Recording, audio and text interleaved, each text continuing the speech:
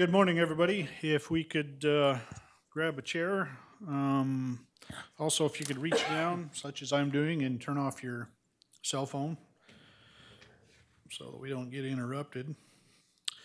Good morning. It is Monday, June 18th, 2018. The time is, I've got 9:02 a.m. Commissioners are in session to begin our budget deliberations. We have all three commissioners present and a whole bunch of other folks. Kathleen, come on up. Mr. Chairman, good morning. Good morning. What do you think? I think you have a full schedule today. Yeah? Yeah. I think we have a full schedule all week. Yes. I took the liberty on Friday to put together kind of an order of how you may take things. But as I was thinking over the weekend, obviously it's up to you to how you want to do this. You may want to consider looking at your special levy funds and current expense first, since that's where most of the decisions need to be made.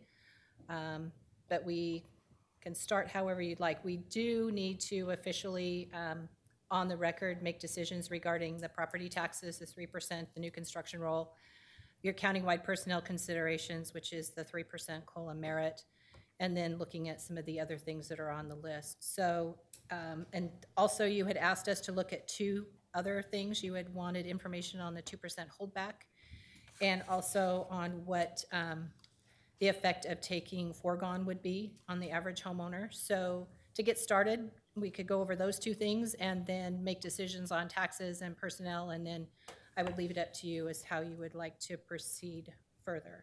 Well, and just to clarify, as we go through this, until we get to where we're actually adopting a tentative budget, all of this is tentative, correct? Correct. It's just getting us to a balanced budget at this point. So we have a balanced budget to present on July 23rd, I believe it is. Okay. And then you adopt a tentative on July 31st. Because I'm not sure how, if on some of these items, we not be on today, I mean, as we progress through this deliberation, there might be some issues that we don't agree on and we need some time to think about.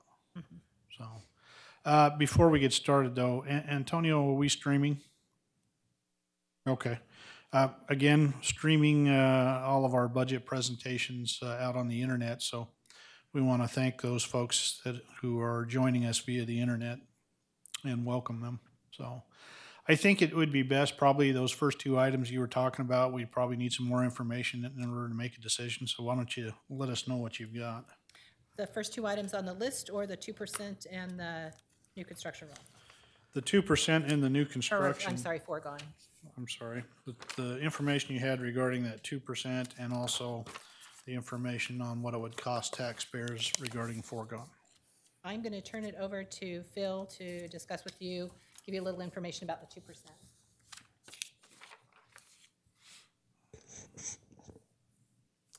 Good morning, Mr. Chairman and Commissioners. Good morning. I know there's been a number of questions regarding the 2% holdback, so I'm going to attempt. I was attempting to do it graphically, but it proved more challenging than I thought to try and share with you. So first, I want to just walk through what it is for both your understanding as well as I think a lot of the questions come from folks behind me or folks who might be streaming. And so I want to walk through what it is we're trying to do and what it has allowed you to be able to do over the past few years. So beginning in 2014 is the first year that we held back 2% in terms of budgeting for personnel. So kind of walk through me. Don't get distracted by the numbers on the screen at the moment. We're just going to use a hypothetical. Assuming we have $150 million available to us, right? So this is my hypothetical scenario, which would be broken out $100 million in personnel expenses and $50 million in operating expenses. So if what it required to have 100% of people would be $100 million, I'm using that simple figure so that we can all follow easily. What we're doing is we're actually leveraging the fact that we're such a large employer with over 1,800 employees. We know that in any given year, there's going to be turnover. There's going to be changes, and that turnover can manifest itself in the gap in which it takes when someone resigns, retires, is terminated, to when a new employee comes in. There's a savings that gets accrued during that period of time while we are looking to hire the next employee, or also some savings can be accrued just simply because the new person that comes into a job is paid slightly less than the person who preceded them. Either way, savings slowly gets accrued. In aggregate, it adds up to a significant amount of money.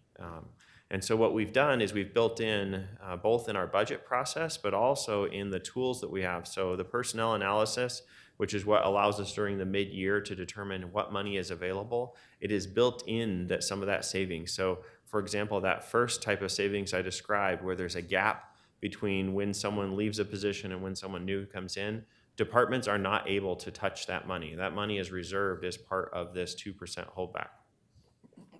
What we are doing ultimately, though, is if it costs $100 million to pay for 100% of staff, we budget and approve that 100% of staffing, but then after the budget is done, we remove 2% from that. So we only budget $98 million for what would be $100 million in personnel expenses, right? So that's the part I think everybody kind of follows along. The big question is, what happens with that $2 million savings? First and foremost is we actually take 0.5% of that and reserve it as a contingency. And the contingency calculation is a little bit more nuanced than that, but effectively $500,000 will be set aside as a contingency that is simply sitting in there available. So at the end of the year, if for some reason we didn't have as much as we had anticipated in savings from that turnover, we would have something to tap into and we wouldn't run out of money. In terms of the years, we've had to do that at a department level, but in aggregate, we've always had more than 2% in savings.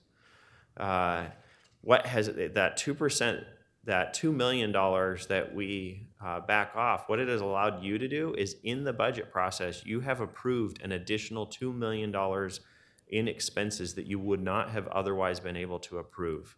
So again, starting where I said, we start with $150 million in available money. What this has allowed you to do is actually approve $152 million in expenses, thereby leveraging that money, knowing that it's going to be there. If you don't hold back that 2%, what ends up happening is the money does get eaten up and disappears, but it does it in a non-deliberative fashion. So it ends up throughout the year in personnel increases, adjustments, other things. What we have watched as it goes away. Our office was initially somewhat skeptical of this because we were concerned we wouldn't be able to do it, but now we feel pretty strongly this has been a huge tool.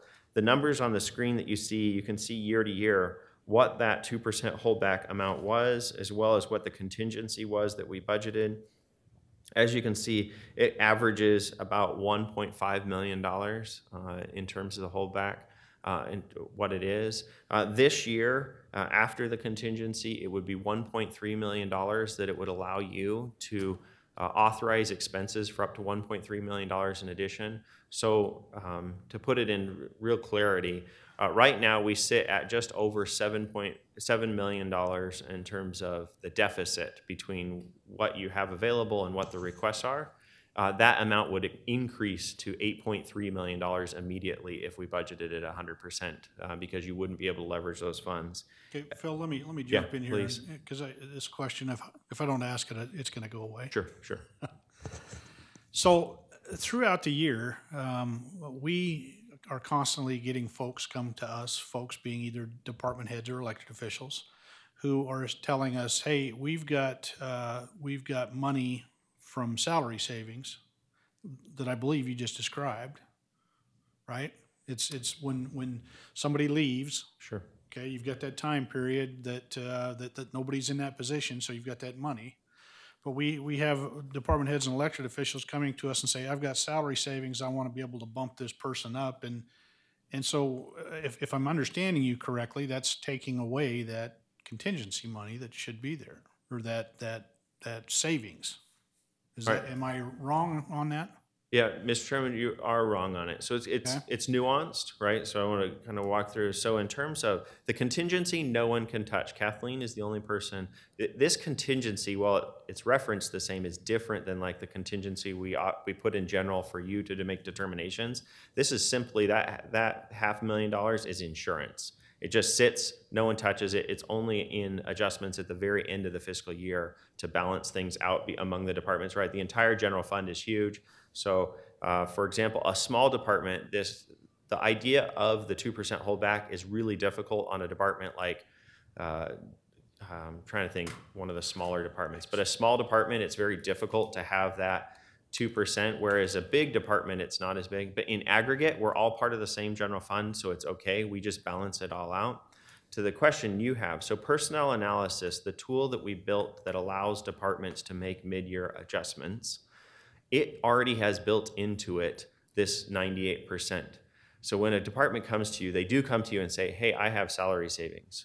The only type of salary savings they're able to touch as a department is when they fill a position. So the person originally in it, the new person is paid less than that previous person. That creates savings that is available to departments, but it's only available to the departments after they've met their 2% obligation. So before they've gotten to that 2% part, there's no money available. It's only when they've actually gone below 2% that they start to see savings.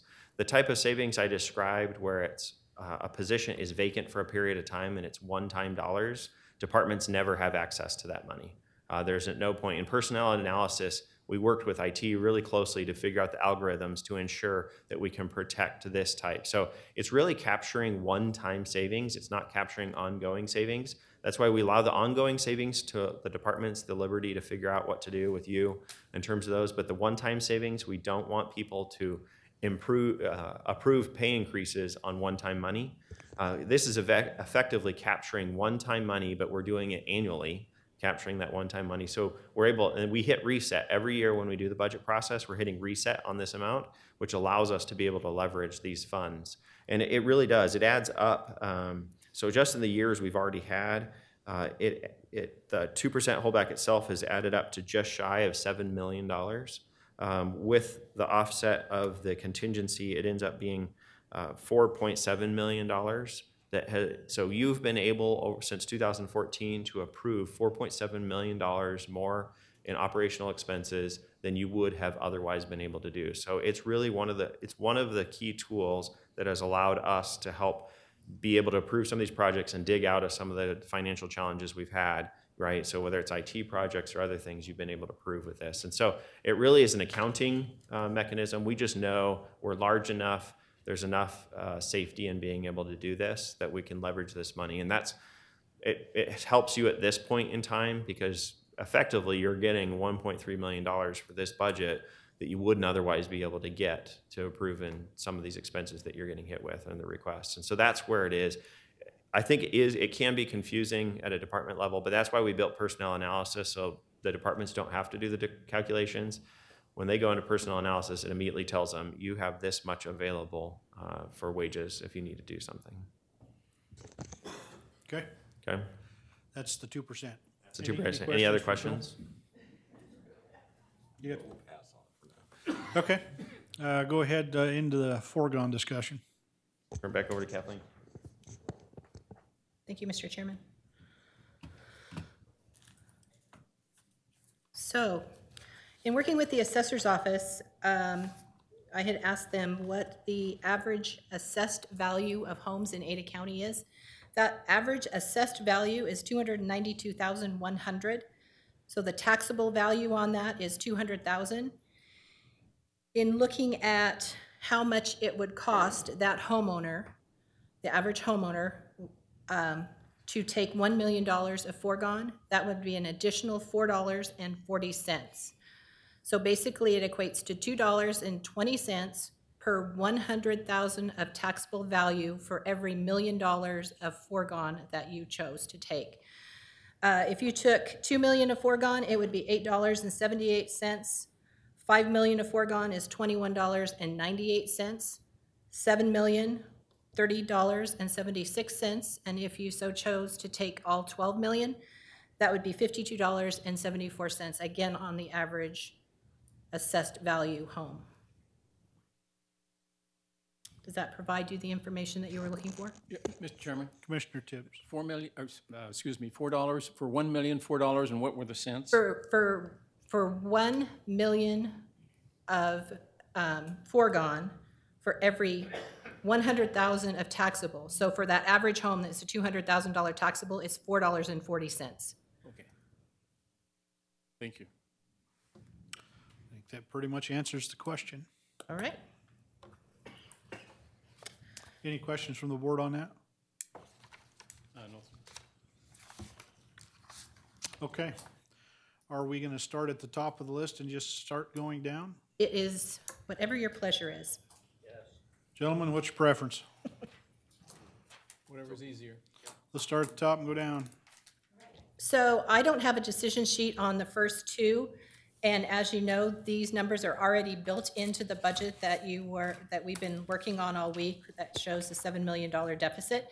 But just as a reminder, and we need to officially record your decisions for the record, the 3% of base countywide equates to $7,774,313, and the new construction roll equates to $4,878,907.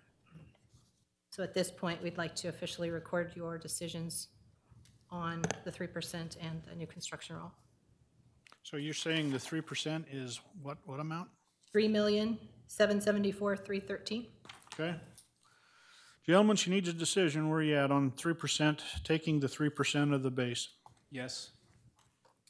Okay, so it's 3% and also new construction, is that correct? No, they're two separate deals.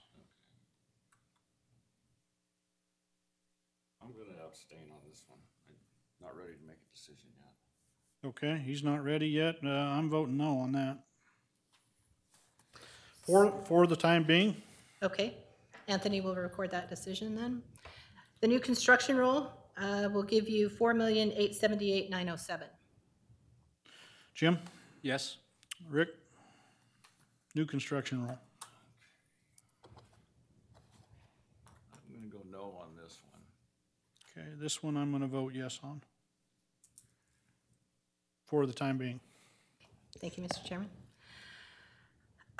Moving on to countywide personnel considerations. This is the 3% COLA merit that we had discussed at the beginning of the process. That dollar amount equates to $3,730,023. And that's the 3% COLA. COLA merit, however you choose to So before allocate that. we vote on that, I want to have a little bit of discussion with the board. I provided the board earlier this week with just a sheet kind of showing what our surrounding areas are doing. Surrounding meaning our competitive, two actual sections. One, what's going on regionally, and then the other is where our competitive was at. So, and the figures themselves were not official figures. That was just a discussion that the entities were having. And in rounding out what the total for our, where we do our comparisons from, it came to about 3.5% is what, on average, our competitors are raising their employees. I think, it's just my opinion, that we need to stay competitive with the people who we are competing with.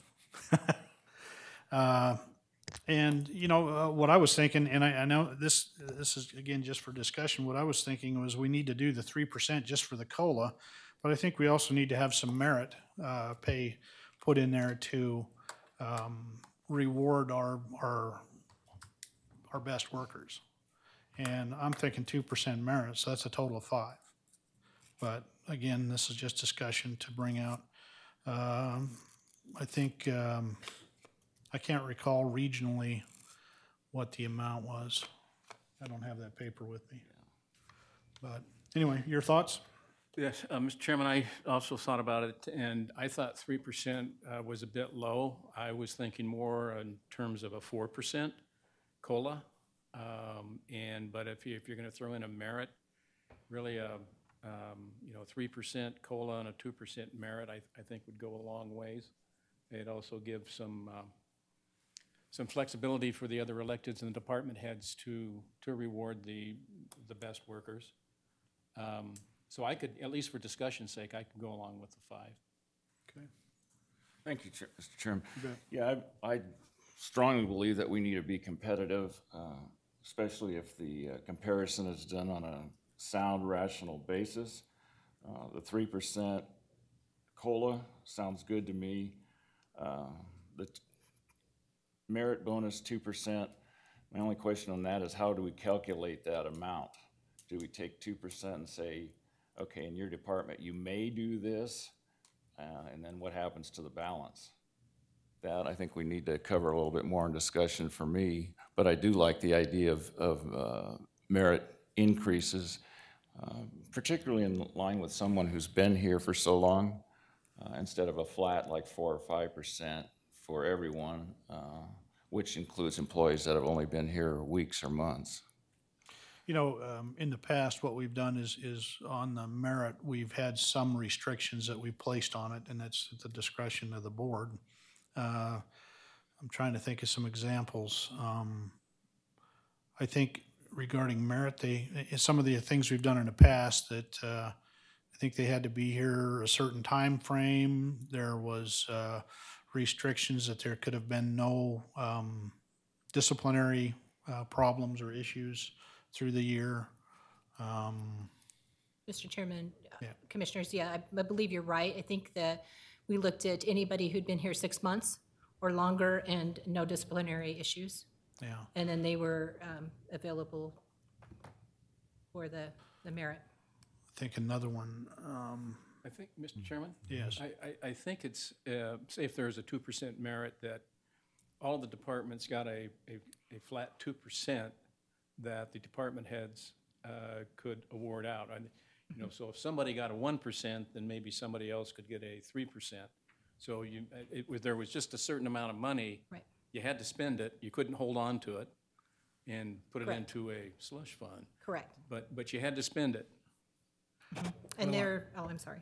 Well, I was going to say, I recall one year that we actually put a limitation on how much of a merit you could give an individual. So if the department was given 2%, the maximum you could give was 3%, or, I mean, those types of Sure. restrictions. And that's what I'd like to see is some conditions attached to it. And I see Tim Sturgis out there shaking his head, a very noticeable yes. So he's aware of what happened in the past. Kathleen's aware, and if we could just share those ideas, I think it'd be workable. Maybe you could, for deliberation at a later time, between now and then, you could give us a list of some of the things that we've done Certainly. regarding that merit and the restrictions on that. Certainly. So I think for right now, we need to, it kind of sounds like we haven't got a full decision, but we're looking at a 3 and 2, 3% Yeah, for right now, COLA and a 2 merit. All right.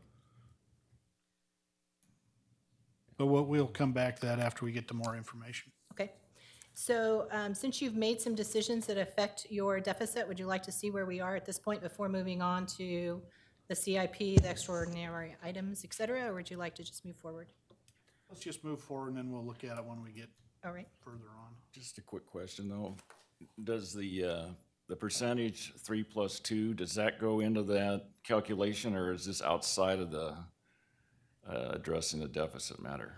No, it will, It's in the math? it's in the math. Okay, thank you. Anthony's able to change those percentages. Yep. All right, moving on to annual appropriation requests. As I had mentioned on Monday, we have a new process in place. This was a process that was a joint effort between the prosecutor's office, IT, and the auditor's office to streamline and automate those contracts that could be considered renewed via an annual appropriation clause within their contract.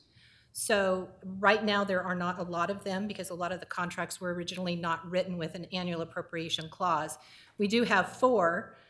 They are in front of you, 2 for the prosecutor and 2 for IT that do fit the requirements. And just so you know how the process works, back in February and March, the departments submitted EPIC requests to the prosecutor's office to review these contracts. And one of the things that EPIC has been updated to record is whether or not this can be an annual appropriation. So in their review that the prosecutor's office does, there are certain areas within the EPIC request that they go ahead and click on and say this can be an annual appropriation. They also continue to do the advice letter, so you're aware that they have looked at this. And at that point, once they've given their go-ahead, the department actually submits this into an annual appropriation function within the budget module. And the budget module, that function actually interfaces with EPIC. So it's going out and touching EPIC and making sure that the prosecutor's office does agree that this is an annual appropriation. If it does, then it comes back and we end up having the decision sheet in front of you. If a department submits something that isn't, we don't get the decision sheet. It just becomes part of their budget. Now, this is part of their budget and will remain part of their budget, but it's just a different process. So what will happen is we'll actually record your decisions. We're in an open business meeting. We'll record your decisions, and after the budget is adopted, what will happen is my office, because we know when that budget's adopted, we'll go ahead and send out letters electronically back to the vendor, back to the prosecutor's office, the department head, and then back to the contract management system saying that this contract has been appropriated via the annual appropriation clause within the contract. And it will talk about, have the vendor information, it'll have the agreement number, the renewal terms, and the dollar amount. And so really that's how it will work. If the department submitted something that is not an annual appropriation, it will go the way it's always gone. After the budget's adopted, they'll do an EPIC request, the contract will be reviewed by the prosecutor's office, contract drawn up, put on an open business meeting agenda, and you'll approve it that way. So this is just kind of trying to streamline it, trying to even out the work on those contracts that we can get the work done up front for the prosecutor's office rather than on the back end of the year. So at this point, I would respectfully request a decision on these four. Okay. Jim, where are you at? Yes. Rick? Just a quick question. The relevance of the term of the contract, say it's 2 years, 5 years, none of those contracts are going to be indefinite, I'm assuming. Correct. But then when a contract is up, does another RFP go out? Does another request for bids from other vendors go out then too? Mr. Chairman, Commissioners, yes, assuming whatever the rules are around it, this would go for the life of the term of the contract, because most of the contracts say it can be renewed up to 5 years. Then in that 6th year, we go out for an RFP, or the contract would be renegotiated So at that point. definitely streamlines it without any complications, so I'm good with this one, yes. Okay. And yes for me also. Thank you. Are we done? With that page. That's a good answer. All right, thank you. Moving on to CIP. It's one thing that I did, I took the liberty to add a couple of items at the bottom after I sent you these decision sheets, and I apologize for that. This information came to me after I had sent this. So I can address those now and kind of explain my thinking, and then we can go to the top and we can walk through the CIP projects that you're aware of. So at the bottom, other considerations that we'd like you to consider is the parking facility. So as you know, if we don't have a budget appropriation in place, there's nothing we can do moving forward once the new budget year takes place. And it's my understanding that October 1st, we'll be ready to move on a parking facility. So in order to do that, we need to budget for it. Right now, there is over $15 million sitting in the parking facilities construction fund. So what we would do would be to budget $15 million of expense and offset that with $15 million of our fund balance. So Okay. we got that. And then I know you haven't approved the master plan, the facilities master plan, but again, I wanted to put a decision point in here for you if you so chose to do something with the implementation of that. Again, if we don't have anything budgeted, we cannot move forward. So at some point, we need to consider that.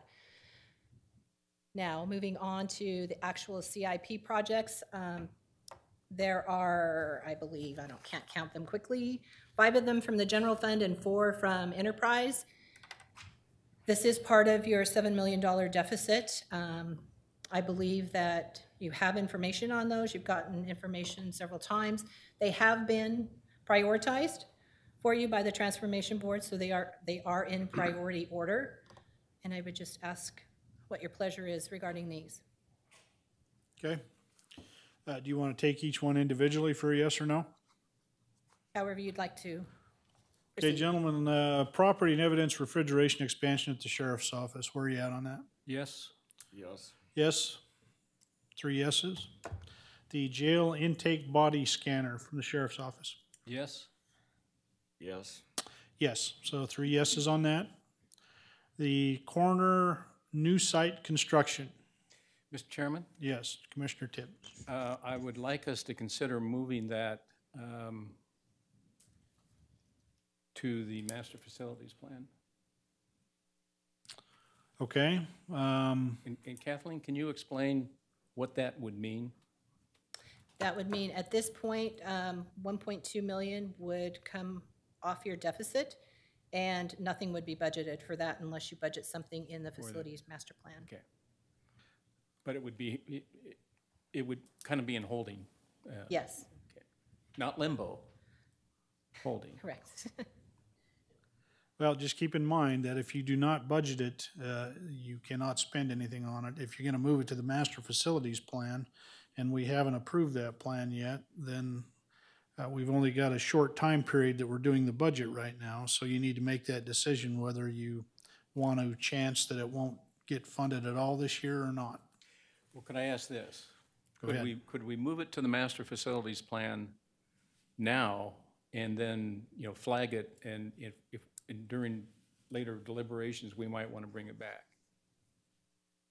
I certainly can put a dollar amount down here, if you'd like. Okay. Whoops, whoop, she'd love that. Yeah, let's not do that. All right, Problem solved. oh, sorry. Aren't you the numbers person? I can't count how many zeros I need to put in. There we go. Don't say that. Rick, where are you at on that? Well, I'm looking at this column, Kathleen, under project info where it says MFP or CIP project. Some are listed as CIP, some are listed as CIP and MFP, but I don't see any listed as MFP. MFP. Not MFP, yeah, MFP. Right, because we're not considering any of those projects that are funded through the master plan, such as, jail pod DE or any of that. Well, I prefer just leaving it the way it is then. Oh, So leave the corner in the CIP. Right. I think for right now, I agree with that. And we need to have further discussions on that MFP. I don't know, to me, what the difference. To me, it would almost seem like if we take care of it in the CIP, then it comes off the master facilities plan as far as funding goes. I mean, it's still part of the plan, but. And that seems the safest thing Well, to me. Yeah, Mr. Mr. Chairman, and all this gets us is that I think that's just the front end work. That's just finding a site, securing the site, and architect and all that. For the correct? coroner's office, Yeah. yes. If you need more information regarding what the MFP or the CIP, I can ask Mitra from Development Services to explain that to you. Well, let's just Or we can flag just that move for on? right now, Okay. and we can come back to that, but I agree, I think we need to leave it in there for right now, just so the money's funded. Doesn't mean we have to use it, but we do have to budget if we Right. want to use it. Correct. And that's a safe step in my book. You all right with that? Yeah. Okay, So I put it back in. I'm going to leave the 12.5 at the bottom since I had such trouble putting it in there. Because you still need to say hard yes to or put no. a zero, huh? I certainly can if you'd like. I could just as soon leave it, so I Yeah, don't have to. again, discussion, you can leave it in there. Okay. Okay, so courtroom addition on the second floor. Jim? Yes. Rick? Yes. Myself is a yes, so 3 yeses there. And then jail, CCU, and dorm side visiting changes. Jim? Yes. Rick? Yes. Myself is a yes. Drug problem solving court treatment center. This is coming out of the special funds, right? Right, the drug Okay. court fund balance. And this is one that Larry has put in there. We've had it in the budget. This is just more of a kind of a rollover, right? Correct. We've had it in the budget. We just haven't been acting on it. We probably need to act on that at some point. Where's Larry at? Hiding in the back, Larry? Okay, so Jim, where are you at on this? Yes. Rick? Yes. And myself is a yes. Recycling building and infrastructure upgrades out at, this is all at the landfill, correct? Correct. Okay, Jim? Yes. Rick? Yes. Myself is a yes. Z-Wall landfill customer drop-off. Jim? Yes. Rick? Yes. Myself is a yes. And then the solid waste office building, I think this is just phase one, correct? That's the, There's 2 phases. so, I'm sorry, the total is 770, right? Yeah. 770,000? Right. Kathleen, Yes. you with me? Yes. Okay, so, Jim, Yes. Rick, I'm gonna go no on this one. okay. Solid waste office building. You know, I'll go yes for right now on this. I want to have let's earmark that, a little bit more discussion maybe. Is Kurt here? Kurt's here, okay. Then we need to go down below into the parking facility. The board has been working very diligently on this for about a couple of years now, and I think we're ready to pull the trigger on this. Jim, where are you at on this? Yes. Rick? Yes. And myself is yes.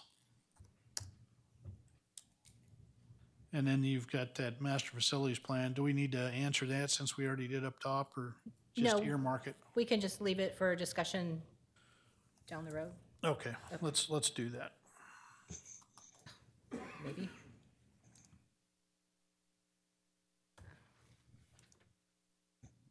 All right, moving on to your OpEx recommended.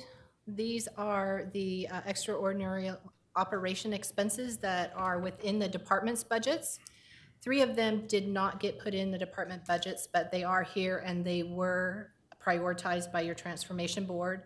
The last one for the radio end-of-life replacement was not prioritized this year because if you'll remember, in the FY18 budget process, we approved this project. It was a 3-phase, so 800,000 in the current year, 800,000 in 19, and then 781 in 20. So basically, it's a committed project. We only had one, so we just added it to this. So at this point, we've got those, and then we have 5 that are Title 31 or emergency communications being funded with their fund balance. All of these are in the budget, and looking at their $7 million, so your $7 million deficit. Okay, so the first one is the replacement of the payroll and time and attendance system. I think it was pretty clear on the budget that we probably need to do that. Jim? Yes. Rick?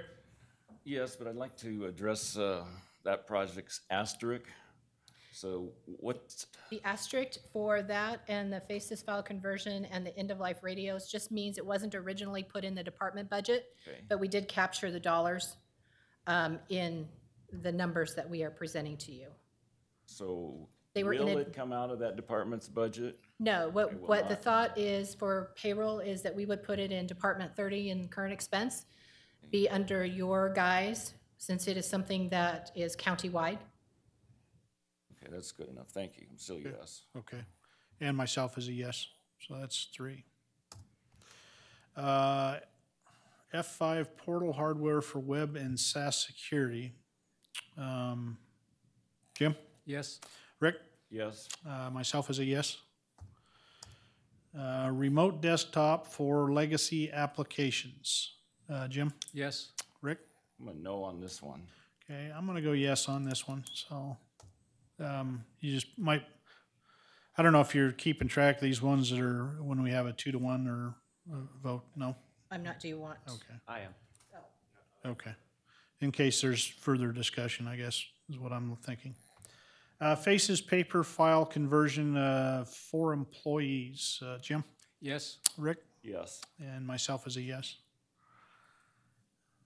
Palo Alto Global Protect, Project. Oh, No, protect. look, oh, protect.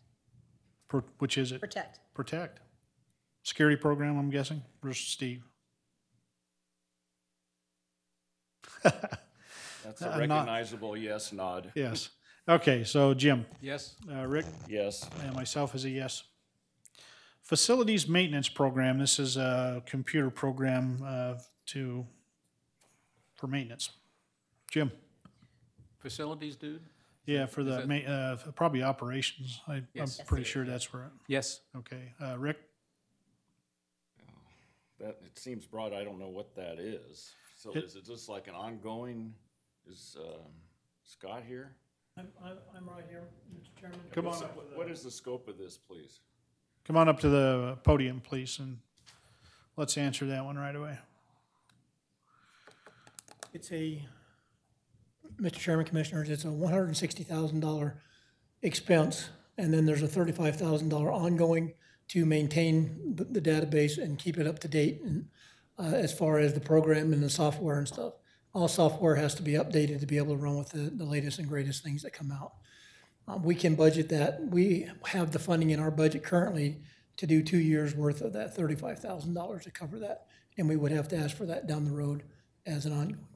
Okay, so looking at it, the description at its face value or words, it's a software program. Maintaining that software program, is that correct? Yeah, well, it's a software program is what the $160,000 is.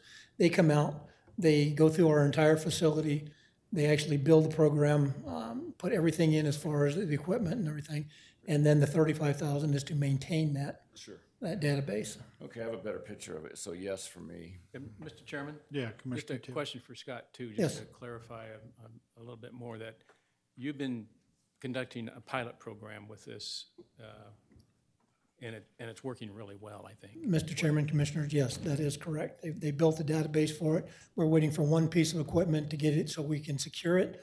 It is a cloud-based program. It needs to be secured, and we're waiting for a piece of equipment to make that happen before we can get it online. Yep, okay. Thank you, sir. Thank you, Okay. Scott. So I had a yes here, a yes there, and a yes. 3. Radio EOL replacement project for the sheriff. Refresh my memory, Kathleen. These are their radios that are going to be end of life, I believe, in 2020. It's just replacing them over a 3-year period. Yeah, okay. You just touched on that earlier. Jim? Yes. Rick? So this one, there is a difference in the figures. General fund 1.5, and then general fund FY19 800,000. So 800,000 this year, and then an additional 781 in 20. So 19. So it's part of the 3-year project. Yes. That's how it's assigned. Yeah, so it's basically, it's 2 years left on the 3-year project. Got it. Thank you. Yes. Okay, and myself is a yes. Then we go down to the Title 31 budget. This is the money that's already there that we've collected over the years from 911 fees that pays for computer hardware and software as it relates to 911. Correct. Okay, Yeah, this- so go ahead. Yeah, so this is more or less almost like a self-supporting fund? It for this is. part? It is. Yes. Okay, thank you, sir. So I could do it simple and say, are you okay with all of those under Title 31? Yes. Yes. And yes. Oh, now my Y doesn't work. Now we're getting into spelling problems. You know, it's You're doing fine, Kathleen. scary Don't being up here panic. by yourself. All right, moving on to, going back to the agenda, we had one department in your current expense fund and 7 funds that had no supplementals. So I wasn't necessarily planning to go through those. They are the coroner's office, Expo Idaho, court monitoring, waterways, billing services, emergency management, and veterans. There's really no decision points for you to make on those because they came in within their allocation or they're self-funded. We can certainly go through their overviews if you'd like, but What do you want to do, gentlemen? Well, I'd like a list of those 7 slower so I can write them down. sorry. The, And Kathleen, since they're not we don't have to make any decisions. I don't think it's necessary that we go through them all. Okay, But I mean, just list them out The for list? Rick, I guess. certainly. The coroner's office, Right? Expo, Idaho, Yep. court monitoring, I didn't have that one. Okay, waterways, waterway, okay, billing services, got it, emergency management, got it, and veterans. got it. Great, thank you, Kathleen.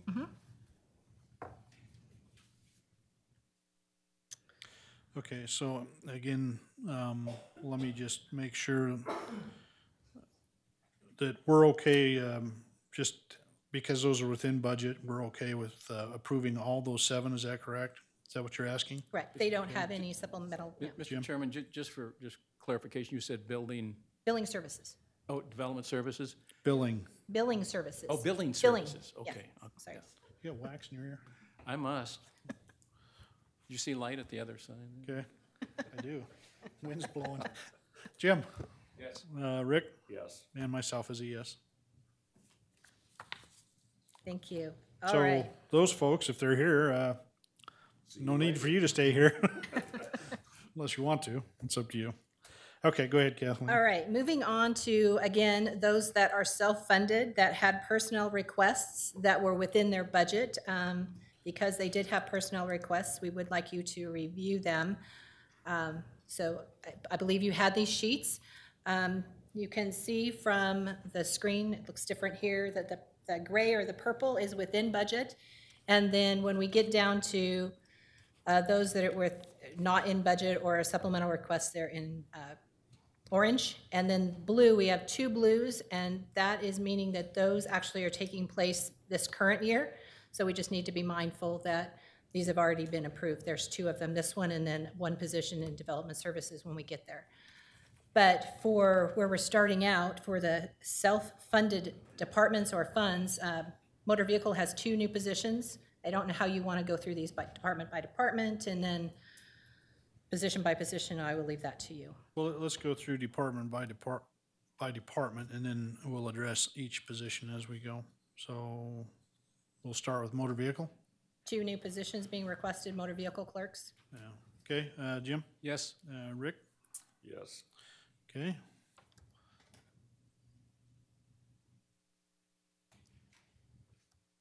quick question. Yeah, Rick, go ahead. Thank you, Mr. Chairman. So is it projected that these self-funded departments or self-funded funds can absorb these requests? Yes, they have ongoing revenues that would support them. They It's are not projected asking that- to use savings for any of these positions. Okay, that's good. Thank you, sir. Thank you, Kathleen. Yep. Okay, moving down to drug court mental health. We have a request, or, well, actually, Kathleen, go ahead. 6 or 7 special salary adjustments for drug screening techs. Okay, Jim? Yes. Rick? Yes, And myself is a yes. Consolidated election, whoa. whoa, Consolidated elections, let me highlight that so you can see it, is asking for moving that elections tech specialist from part-time to full-time. Cost is $10,000. Again, this is revenue supported. Okay, Jim? Yes. Rick? quick question. Yep, go ahead. Is this employee Phil? No, I'm glad you smiled at that one, yes. Okay, myself is yes also. Emergency communication system. We have 2 reclasses, is that right? classes, yes. Okay, Jim Yes. and Rick. Yes, Myself is a yes. Then we have solid waste management, who's not going to fit on the screen, it looks like. They have 3 promotions, a reclass, and I believe the rest are special salary adjustments. Okay, Jim, Yes. Rick, quick question Go for ahead. Kurt, please. go ahead. Yeah, I Kurt? know, I see the one for the hazmat coordinator is actually a decrease of $7,493. What's the explanation for that, Kurt? Okay, come on up to the podium, Kurt, if you would.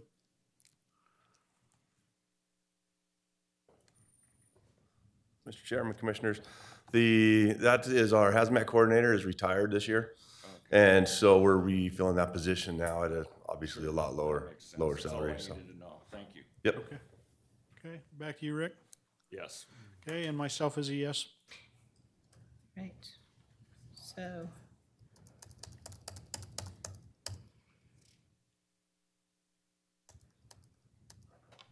And this wasn't on the screen, but this is putting the funding back in for the director, as we talked about last week. Yes. All right, so that takes care of all of those that are within the allocation that they were given. Now, we will go ahead and look at your special taxing districts, which are EMS, Pest, Mosquito, and Avamore. Would you like to look at their personnel requests first or the supplemental requests? Oh, let's go with personnel. EMS is looking at 6 new positions, a couple of reclasses, and some special salary adjustments. Okay, gentlemen, you want to take it as a whole, or if you want to talk individually, that's up to you. I'll go to Jim first. Yes. Yes, approving all of them? Yes. And then Rick, all of them? Well, how many are we looking at here? I only see what's So, on the page. 2, Is that 3, 4, 5, 6 new positions, okay? 3 reclassifications, and 2, 4, 6. Yeah, I see different numbers in there, so I'd like to group them instead of all at once. Okay, Instead- so let's go back into the new positions.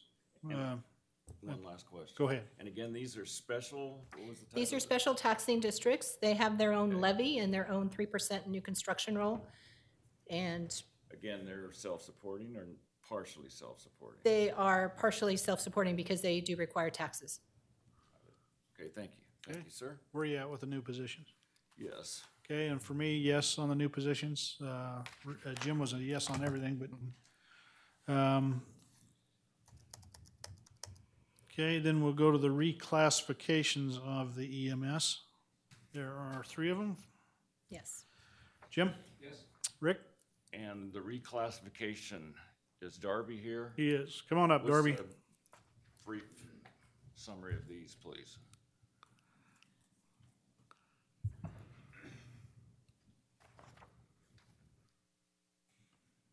Mr. Chairman, Commissioners, the reclass that you're looking at right now is a reorganization within our logistics department so that we have complete cross-training of the 2 people that operate that department. Brings them both to the same position, and then salaries are slightly different based on tenure. Okay, question then. You only have an entry for salary increase and percent increase for the first one, the supply tech, but you don't have anything under that for the second and third one. The second one does not require a salary adjustment. The salary will not change with the reclassification. It'll be reclassification of job description and title only. Okay.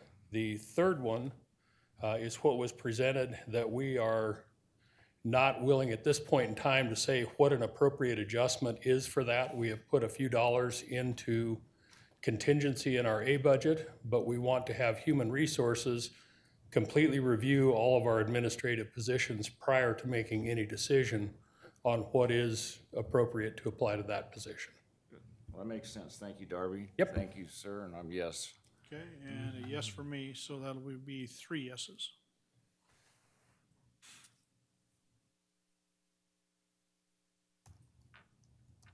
Oops, I think I spelled that wrong. Yed. All right. Special salary adjustments, Next, we have, quite a few. Probably more than will fit on the screen. okay. How many total were there? 15. 15, and do you, anybody, questions for Darby, anybody? Well, I think this one might be more for Cassie. Just seeing that we've got different figures in there on the percents and the salary amounts, does that skew any of our, well, our goal is to not have disruptions within a certain class so we don't have to catch up or adjust subsequently?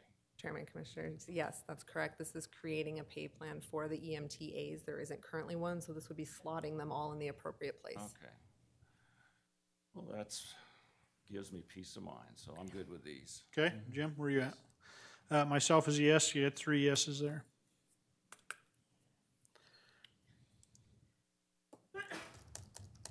Oops. Okay. Let's what I get for being.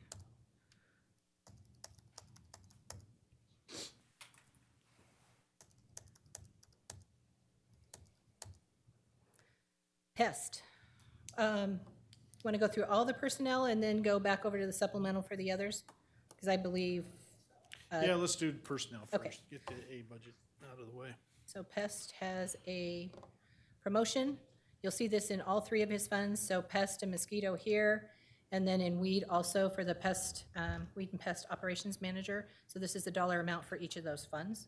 Okay, gentlemen, Rick? Yes. I lost my, Jim? Yes. Myself is yes. For, oh gosh, sorry, Yeti? Yeti. For both funds, Yes, I believe, yes for both funds, gentlemen? Yeah. if I could type, it would help. All right. So moving over to supplemental requests for these, go up to the top here. EMS is requesting new radios for $412,000. They're going to be using their fund balance to support that request. So did that take care of all the personnel? Yes, within the within the Oh, okay, within the special special taxing levies. districts. Okay, good. Go ahead. Sorry to interrupt you.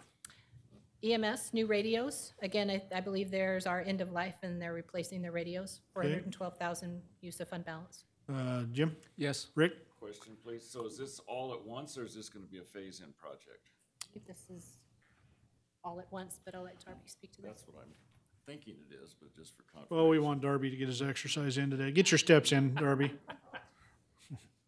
So yes, the total for this project was $750,000, and that includes all of our radios being replaced in this next fiscal year. So did you do one last year, or do you? Well, the 412 was supplemental over the set threshold that we had Oh, in place, but the total use of fund balance for this particular project is $750,000. okay. And this completes at the 412,000. The 300 isn't still out there floating and waiting. It's already covered. All 750,000 is budgeted within this year's budget. Yes, sir. So you won't come back to us and say, I need more radios? I will in 15 years if I'm still here. You won't come back to me. Fair enough. Okay, thank you, Darby. Okay, Jim? Yes. Rick? Yes. Yes, myself. All right, then we have pest and mosquito. Again, $20,000 each for a weed, pest, and mosquito GIS database. It was recommended by IT to make this change. Okay, Jim? Yes. Rick? Yes. Myself is yes. I am assuming the next is the same for mosquito. Yes, Rick? Yes. Jim? Yes. Myself is yes. apologize for getting ahead of myself there. And finally, we have Avamore, your CID. So the Debt Service Department of Avamore is requesting the use of $26,168 of property taxes to fulfill its debt service obligation next year. Okay, and again, this is their own levy. Correct. Okay. Jim? Yes. And Rick? Yes. Myself is yes. Right. Quick question. Rick? Thank you, Mr. Chairman. Kathleen, now we're going from tan to blue. We are. Now you are getting into your, the heart of the budget. We're going to be looking at those special levy funds that are 3% part of the cap that are not current expense. So parks, weed, the others, and then we can look at a current expense. So would you like to start here, or would you like to start with personnel requests? I still like to start with personnel. Personnel? All right. So we have parks. This is that one reclassification for the event attendant that has actually been approved for this year. But we need your vote for the budget. Okay, Rick? Yes. Jim? Yes. Myself is yes. Okay. And I guess I should let you know now that we started into the 3%. As you make decisions, if you say no to something, that $6.8 million at the top will change. It will be reduced, and the total cut will increase, and you'll be starting to work away at your deficit. Okay, also Kathleen, if we say no to a position, does that automatically take off the B budget request that would be associated with that position? No, it doesn't automatically correlate. We still have to go back through, and they are documented, so you do know which ones those are. Okay. Anthony for sure does, on his decision. Anthony's all-knowing, we know that. All right, moving on to weed control. Kathleen, just a second here. Oh, I'm sorry. So that phrase, total cut from 3% cap, what's the simple explanation of what that is, or definition now? That means if you say no to any of the positions moving forward, Right. that dollar amount will change, it will go up, and your deficit will go down. Right. Okay, and that's done on a position-by-position basis then, right? Correct. Okay, thank you. Okay. Go ahead, Kathleen. So weed control is asking for 2 new divisions, a division coordinator and a field tech. And then the promotion, this is the third of the promotion for the weed operations manager. Yeah. Rick? Yes. Jim? Yes? Yes for me, please. So for all 3? Yes. All 3, gentlemen? Yeah. Okay, yeah. Welfare services, so indigent, let's see, there are 12 special salary adjustments. These are moving service workers, or special salary adjustments for service workers for the whole class. You know, I wanted to earmark that too, because I did have a question. Probably now's a good time to ask it, I guess. I don't know if Phil or someone wants to answer this. I noticed, and being on the CAT board, I've been very well aware that they're predicting that their expenses over this next year are going to be a lot higher. I noticed that Canyon County, in their budget, they were talking about a large increase in their funds too, to pay for the services. I'm trying to recall, in our indigent, did we increase ours, or did we kind of keep it the same as far as paying for the services, or where did we land there? Yeah, good question, Mr. Chairman. We effectively kept it about the same. We didn't make any major budget increase. And actually, like, these portions are absorbed in decreases that we had in previous personnel positions, just to kind of remind you of that. We're watching it, but we also have the CAT board discussion is Medicaid expansion is also the other thing looming. So you both have, it's kind of trending one direction, but you have this other thing coming in from the side. So there's a lot of flux in this arena at the moment. Yeah.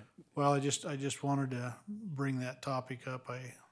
So everybody was aware. Yeah. Mr. Chairman? Commissioner Tips. Phil or Kathleen, how much is in the indigent, fund balance? Fund balance. Pause it there for a second. Word. Mr. Chairman, Commissioners, after reservations and using $2 million of fund balance that we talked about on Monday, bleeding that fund balance down, they still have $8.9 million of fund balance. Okay. All right. Okay, so getting back to, thank you, Phil. Thanks. Getting back to the special salary adjustments, there are how many? 11. Looks like about 11. 11, okay. And these are all within their allocation. Okay, Jim? Yes. Rick? Yes. Yes for me, please.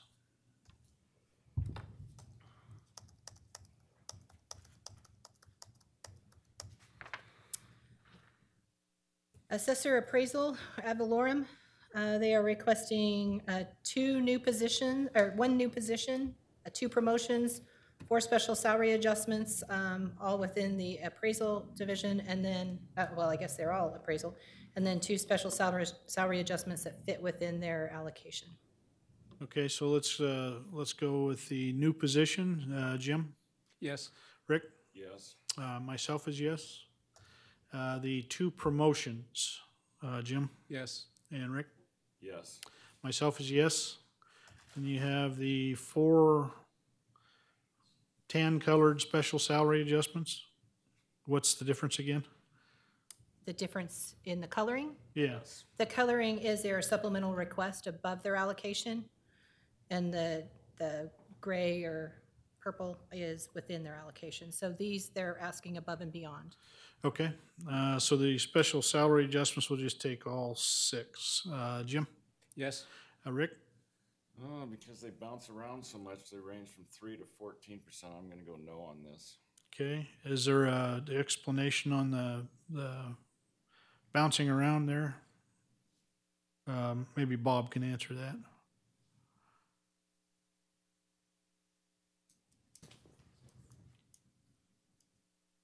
Mr. Chairman, these were looked at by HR, and I think they would be in the best position to explain why these are bouncing around. Cassie? I come just on took up. their recommendation. Well, I just wanted you to get up there, Bob. That's a way to, Thank you for taking our recommendation. The variance is based on years of service. years of service. Okay, so it's keeping in line, so we're not getting into any issues regarding salaries, right? Correct. Basically, they're years of service steps, and once they're over that certain step, it's still within that range.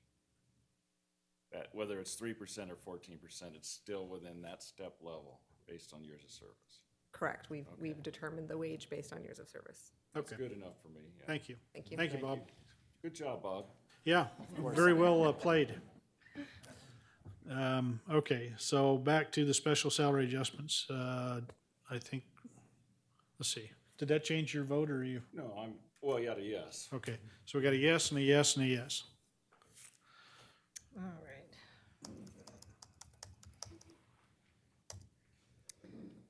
Next, we have, here's land records. So they are looking for 5 special salary adjustments, all supplemental requests above and beyond what their allocation was. Okay, Jim, Yes. Rick, Yes. and myself is yes.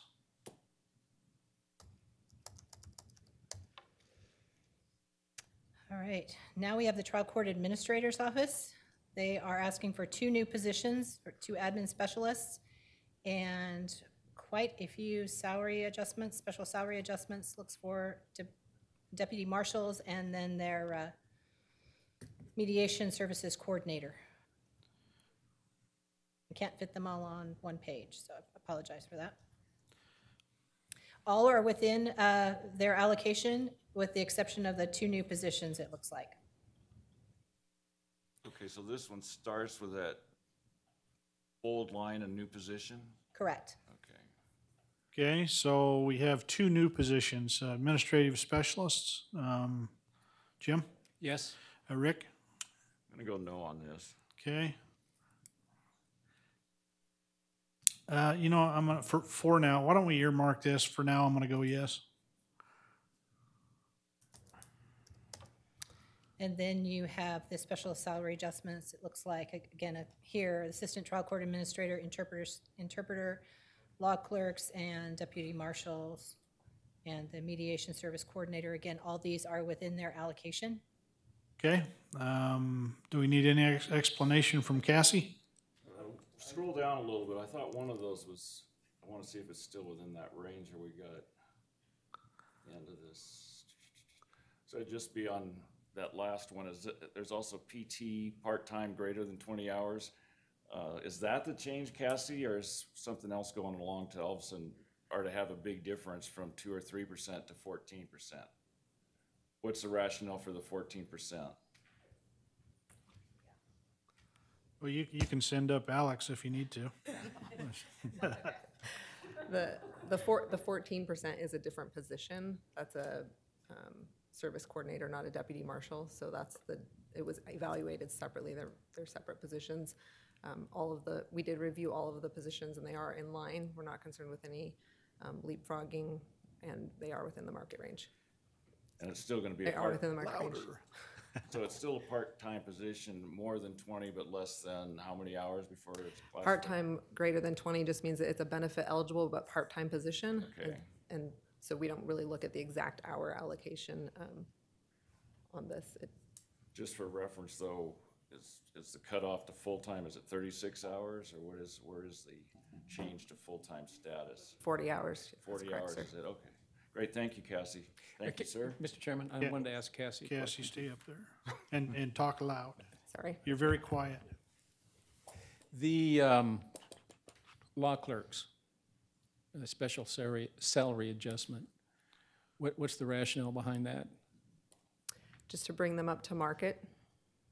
So it's, they all make very similar wage. They're recently graduated typically from law school, and so it's just to increase that entry-level wage or that base wage for all of the law clerks. Philosophically, I don't know if you can answer this question or not. We do have Larry in the room, if you'd like Larry. The law clerks, just what you just said, they're fresh out of law school, they start out, they're a law clerk, or, they start out at some other entry position in a public defender's office, a prosecutor's office. But my understanding has always been that, and I hate to say it this way, we really don't want them to hang around that long. It's not a career position. Is that, we kind of expect the lawyers to move on to other things than just not be a law clerk for the rest of their career. Is that true? That is my understanding, that is the primary use of that position. However, Larry may have, want That's to a way. provide more information on that. You're taking lessons from Bob.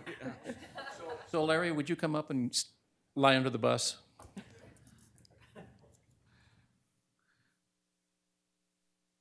Mr. Chairman, Commissioner, thank you very much. We have 12 law clerk positions. This is simply a market adjustment to bring them to a competitive level with other law clerks throughout the state, including the Supreme Court. It won't put them at the top, but it'll make them competitive. These are 12 positions, 10 of which have been here more than 2 years. And what we're finding is the old school thinking of 1 year and done does not benefit the court as much or the judges as much as longevity and familiarity with their work product and the individuals. And so you're seeing a longer term of service for these positions. Yeah. Mr. Chairman, question, Larry. Commissioner Tibbs. How long has your longest serving law clerk been here? 14 years. Okay. Thank you. Could you scroll up to the area that Jim was just talking about? Okay. So why don't we take these category at a time then, as we go down through it. So the special salary adjustments regarding the staff attorney law clerk. There are, how many did I hear? Did you say 15, Larry? 12. 12. There are 12 of those positions, all within their Allocation. allocation. Jim? Yes. Rick? No. Okay, I'm gonna go yes. I know we're having some difficulty in my conversations with Larry that as far as trying to attract some folks, and I think we need to at least be up, just like our wages, up to market. That would be my reasoning why, so. Okay, Don't want to forget the first two, the assistant trial court administrator and the interpreter. well, yeah, and isn't she sitting in here? I thought I saw her back there. Okay, so the assistant trial court administrator, Jim Yes. and Rick. No. Okay, I'm gonna go yes. And then the interpreter 2, Jim Yes. and Rick. Yes. And myself will be a yes. Then we come down to the deputy marshals. These are the folks that keep us safe. Let me repeat that. Jim, Yes. Yes. Yes. How many more times do I have? 15. Rick, Yes. and myself is yes.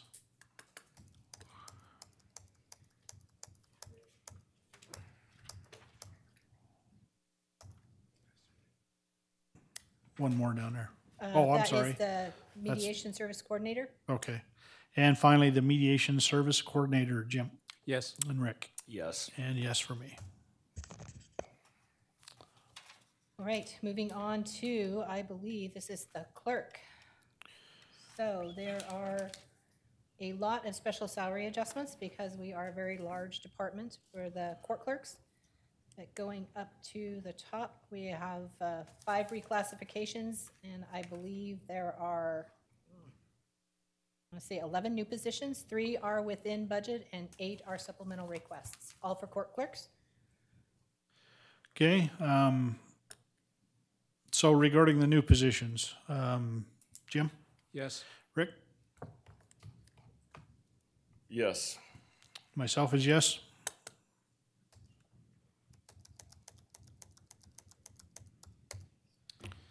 When we have 5 reclassifications from court clerk 1 to a court clerk 2 or 2 to a 3. Okay, and now, and Cassie, maybe you come up here or Cassie, why don't you just get a chair and Phil? sit up front here? or Phil Cassie or and Phil, whoever. or? I'm assuming, again, we're going back to the come on up, Cassie. Same question as the other ones. This is just a market adjustment, is that correct? You want Phil up there? Phil put this recommendation in for the flat rate. You have this look of fear in your eyes. Phil, could you come up and address these, please? Look afraid. Well, it's got to be Jim. It couldn't be me. Be brave. Yeah, this is, as I referenced in the presentation, there is an adjustment for all the court positions. So the reclassifications are specifically where we looked at positions and evaluated that position needs to change due to the requirements of the role, right? So we're already leveraging that role beyond what it's regularly positioned at. The remaining, though, there's 107 special salary adjustments. The remaining of those are the market where I showed you, we looked at the comparison. Cassie's office did one comparison. We also did ours where we looked at it on that national or that Western states level to elevate. So we're matching with Pueblo, Colorado, which seemed to be the most comparable as it relates to us. So I'm gonna be a little argumentative here. Not that I don't agree with what you're trying to do, but my argument would be, what does Pueblo, Colorado have to do with Boise, Idaho? Cost of living is almost identical. So it was looking at, what we were looking at was the Bureau of Labor Statistics, all their information for Western areas. And what that was we looking at housing costs specifically. So the cost of a house is almost identical. And that's why, so I recognize geographically that's, we also looked at Canyon County, Twin Falls, where we actually have competition. This isn't saying we're competing at all with, it was just saying in terms of cost of living, what we're asking of a court clerk. Because one of the challenges when we look at salary data, specifically for this job class, the Ada County Clerk's Office comprises most of the data that exists. I mean, as you know, the federal court has a modest involvement. We are such a large employer in this arena that most salary surveys are going to reflect us. And so we have to look out beyond us to see what it is. Odyssey has changed the skill level requirements, and that's what's really driven us. And as I mentioned, this is our high priority. As Kathleen noted, you'll see the orange band versus the others. With the revenue increase related to magistrate court, we're able to absorb most of this, but it relates to those new positions. We do need additional funding for supplemental for those new positions. Okay, and then the final question for me, I hope. When you're looking at your budget requests, having seen what the courts are asking for, as far as asking for 3 new judges and maybe a new courtroom and all that, do you see any need for additional personnel, or is that what you've budgeted in there for already? Good question, Mr. Chairman. We didn't budget in there specifically for that, but I would assume that with the request that we have, we would most likely be able to absorb it. What drives our workload is the cases that are coming in. That's what's incentivizing them to add judges. The judges themselves, while they add some work, that's not really the driver. It's the case volume that's driving. Because right now, and TCA's office would agree, we're still supporting Plan B and senior judges who are filling those caseloads. So when they got new judges, in theory, it would offset some of that, but we're still handling the cases coming in. The positions are to address the shortages that we're having with the existing caseload. Okay, that's all the questions I had. Any additional questions from the board? One, please. Commissioner Visser? Thank you, Chairman Case. Phil, do you take into account the board's decision to have the 3% employee increase plus a 2% merit, or is a merit not included in this, or what? How do you factor in those things? Good question, Mr. Chairman. Commissioner Visser. What we had done when we calculated, we had done 3%, assuming there would be 3%. We didn't know if it would be a COLA or not. The way we would like to distribute this is, I think it goes in line with exactly what you guys are saying. There needs to be a cost of living adjustment that is just an adjustment. We were looking at effectively 75 cents a person per the position.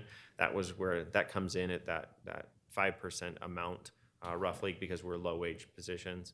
And then we also do need a merit portion to make some adjustments too, and that seems in line. So this may, going with what you have stated of 3% plus 2%, these could probably each be adjusted. We'd need to do the calculation what that 2% means, but it was assuming 3% plus this on top of that 3% was the assumption. That's helpful information. Thank you, Phil. Thank you, sir. Thanks, Phil. Appreciate it. Okay, so there are 5 reclassifications. Jim? Yes. Rick? Yes. Okay, yes for me. The special salary adjustments, again, how many were there? 107. 107? Okay, Jim? Yes. And Rick? Yes. Yes for me, please. If I can do this faster. We'll see. If you can spell yes. I always try, Just don't lift up your finger and lose that blocking facility. there. right. Tell me when. Well, you're at Oh, 231, so when? when? Oh. Ha, Yeah, made it. what efficiency. All right, moving on to records retention. This is also part of the clerk's office. All of these are within budget, within their allocation. So 1 reclass and 2, 4, 6, 8, 9, or 10 special salary adjustments. Okay, reclassification, Jim? Yes. Rick? Yes. Myself is yes. And then the special salary adjustments, Rick? Yes. Jim? Yes. And myself is yes. All right. So that rounds out the supplemental personnel requests for your 3% special levy funds without getting into the general fund. So can we skip over to the supplementals for those? I have a better idea for a moment. Let's take about a 15-minute break. Perfect. So we will be back here at 10:40. Take a recess till then.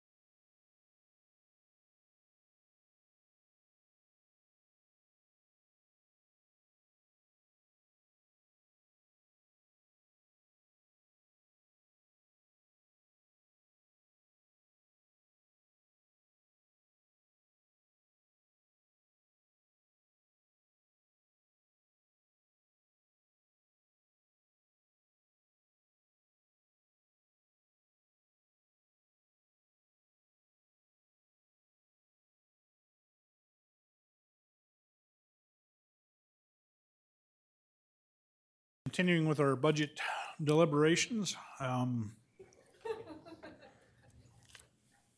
If y'all want to take a seat.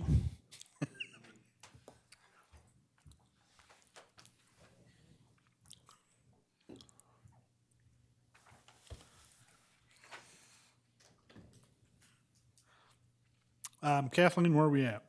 We are going to be looking at the supplemental requests for your special levy funds that are part of the 3% cap.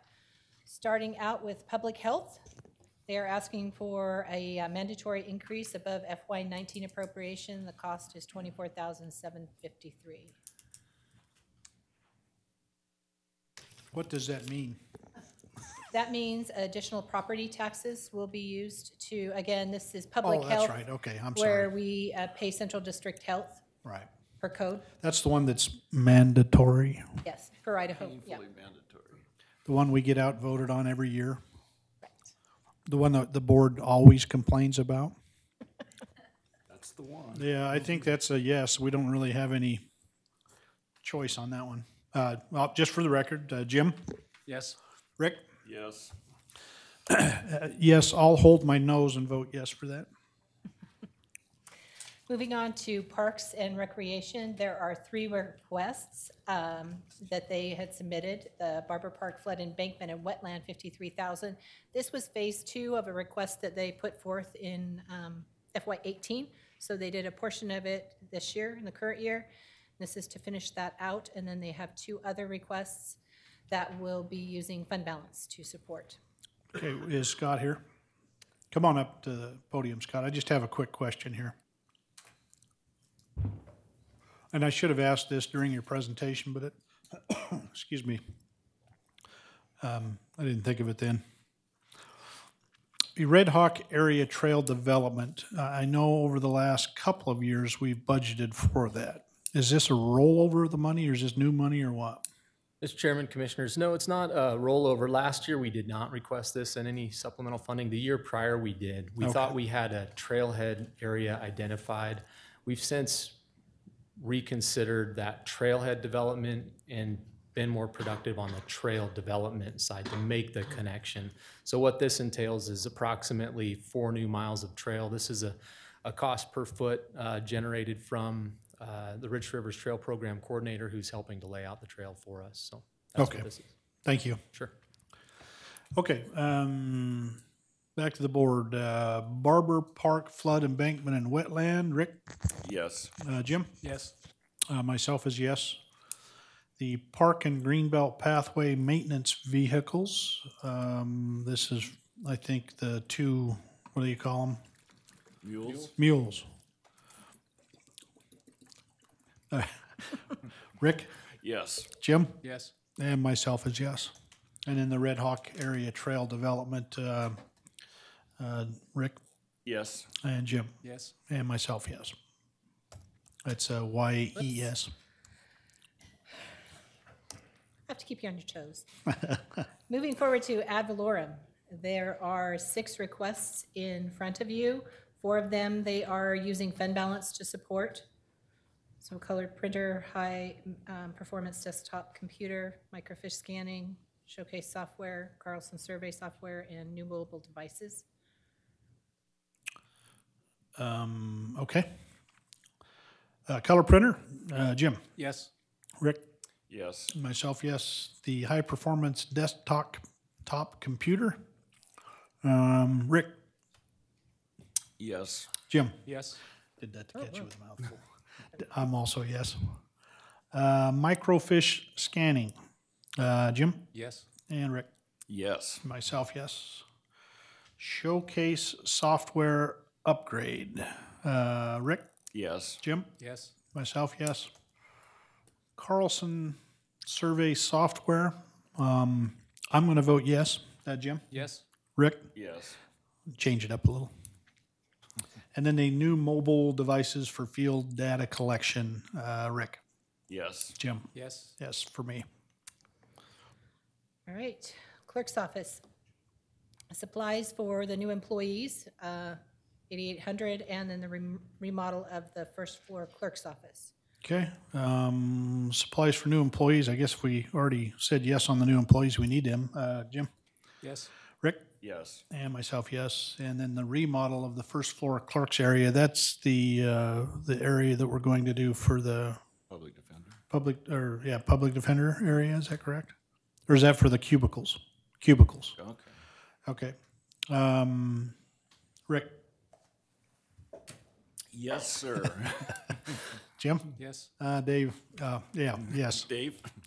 Speaking of myself in the third person.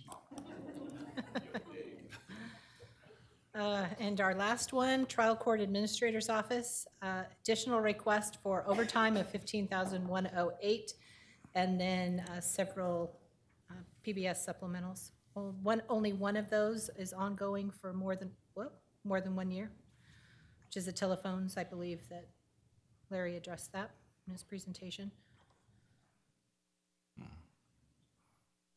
Okay, any questions on any of those? For Kathleen, I do, please. Commissioner Visser? Thank you, sir. So we're into the gray color here, but this is grouped underneath B budget supplementals. And I thought tan were The colors don't have anything to play out here in this part. in this part. It's just on the personnel. The A. Okay. Thank you, sir. Okay. Overtime additional, Rick? Yes. Jim? Yes. Myself, yes. Marshall Security System for radios. Again, these are the people that keep us safe. Jim? Yes. Rick? Yes. And myself, yes. Along with the sheriff's office, by the way. Telephones. Rick? Yes. Jim? Yes. Myself, yes. Courtroom conference phones. Rick? Yes. Jim? Yes. Myself, yes. iMac computer, I believe this is the one to help the do the video stuff for the courts. Rick? Is that right? This is iMac. We need that operating system for that? Okay, great. Yes. And Jim? Yes. Myself, yes. Install card reader. Jim? Yes. Rick? Yes. Myself, yes. Jury office audio system upgrade. Rick? Yes. Jim? Yes. Myself, yes. Court-ordered mental health evaluations. I think we've had an increase in those. So we need more money, or the court does. Rick? Yes. Jim? Yes. Myself, yes. The witness fees, again, increased. So Jim? Yes. Rick? Yes. And then domestic violence treatment. Rick? Yes. Jim? Yes. Myself, yes. All right. You are ready to move on to the general fund and your departments within the general fund. Okay. Moving over to the personnel requests. Starting out with the auditor, recorder, elections. You can see I brought over that one column so you don't have to worry about the colors anymore. It'll show you whether it's a supplemental or within the budget allocation. So there is one new position. It's being requested as a supplemental, and then some salary adjustments for recording clerks. Okay, so the new position, Rick? Yes. Jim? Yes. Myself, yes. And then you have the special salary adjustments. Again, I'm, just for clarification, Cassie, these are all, what was the, I've just lost my train of thought. You know, they've all been reviewed by HR Yeah. and fit within the Thank you. guidelines that they're looking at. I have a head nod, an up and down head nod. Okay. Special salary adjustments, gentlemen. Jim Yes. and Rick. Yes. Myself, yes. Then within the administration division of the clerk auditor recorder, there are a reclass and a special salary adjustment. Okay. The reclassification, I don't know who can address this, but a 32% increase. Yeah. Someone want to grab that one for me?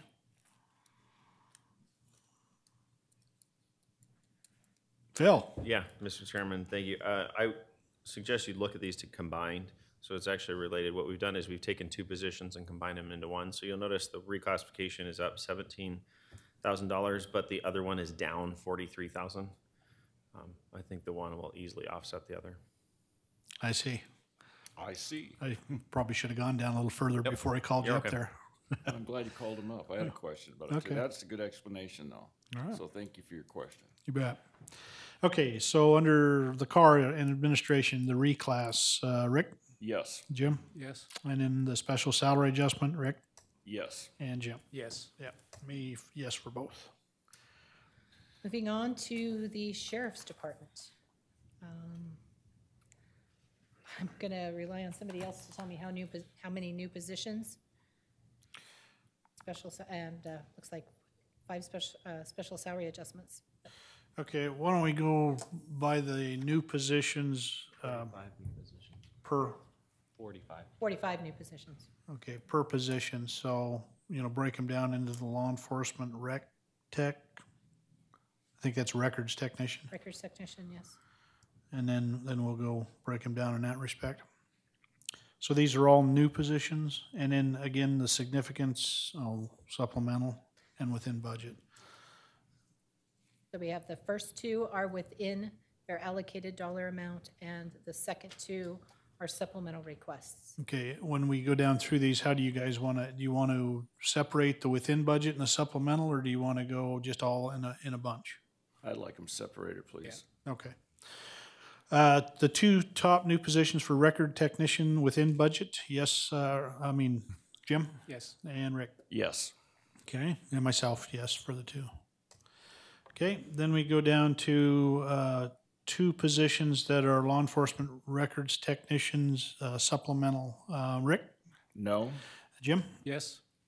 I'm gonna go yes. Okay, we have 2, let's see. It looks like 4 supplemental requests for deputies and 1 within budget. Okay, let's go to the within budget first. Rick, Yes. Jim, Yes. myself, yes. Let's take the supplementals on the new positions. Jim Yes. and Rick. No. Okay, I'm gonna go yes. And again, just I want to remind everybody as we're going through all these, this is round 1. We'll probably have to end up readdressing some things. So, and that's not just picking on the sheriff. That's all the departments.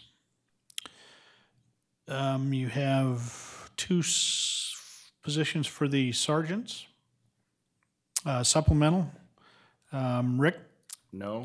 Jim. Yes. 2. I'm going to go yes for me. And then you have 1 within budget, new position, the deputy 1, 2. Rick, Yes. Jim. Yes. Okay, myself, yes.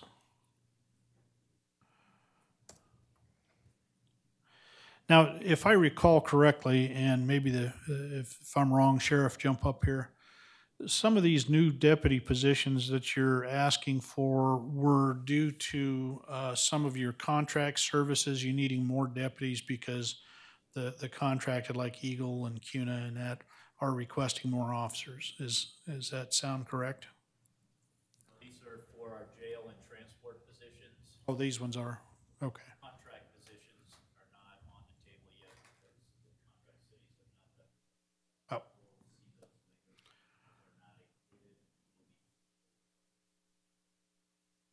Oh. Okay. Maybe next time you can come up the podium. I want you to get your steps in today too. You're good, you're good. Next time. Yeah. So these new positions here are, as I heard, jail and transport. Mr. Chairman? Commissioner Tibbs. And correct me if I'm wrong, Sheriff, that these positions, you've been spending a boatload of money on overtime, trying to keep up with all the activity, and this is going to be a positive impact on that. Absolutely, Commissioner Tibbs, Mr. Chairman. Our overtime is through the roof trying to keep up with these vacancies in these positions, and due to the population increase inside of our jail, and so that's what the increase in staffing is for. Okay, you might sit close to the front here because as we go down through these, I'll probably call you up and just have you refresh our memory on, where each of them are going, like the jail and transport. Okay. And, Mr. Chairman, just one more comment. Okay. Mr. Tibbs? Thank you. That, well, I know one figure that really concerned me was the ratio of 1 deputy to 100 inmates. And I know my thinking is that that's a serious officer safety issue. Okay. Anything else from the board? No, sir. Okay, so we're dealing now with the new positions regarding the deputy 1 and 2s. Rick? No. Jim? Yes? I'm going to go yes.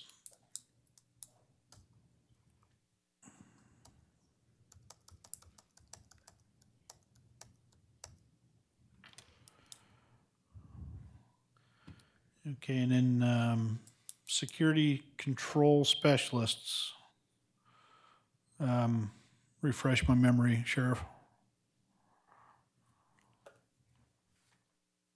Mr. Chairman, Commissioners, these 2 positions are for our central control, hub control, to control the inmate movement within the facility.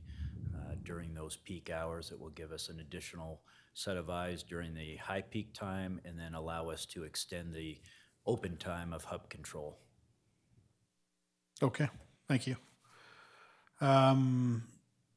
Rick? Yes. Jim? Yes.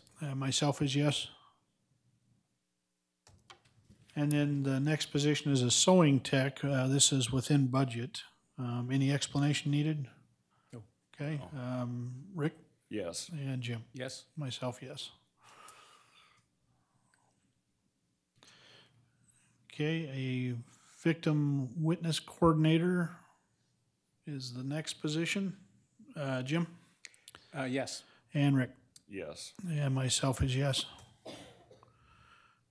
We have APP admin. APP is, Define AP, come on up. Mr. Chairman, Commissioners, this is our 2 positions for our business systems group that Director O'Mara presented to you. These are the individuals that run all of our systems inside of the Sheriff's Office, all of our IT components that we use to take care of our facility, and so. Is that Title 31? These positions are not. Okay. Okay. Okay. Any further explanation? Okay. Jim? Yes. And Rick? yes. Myself, yes.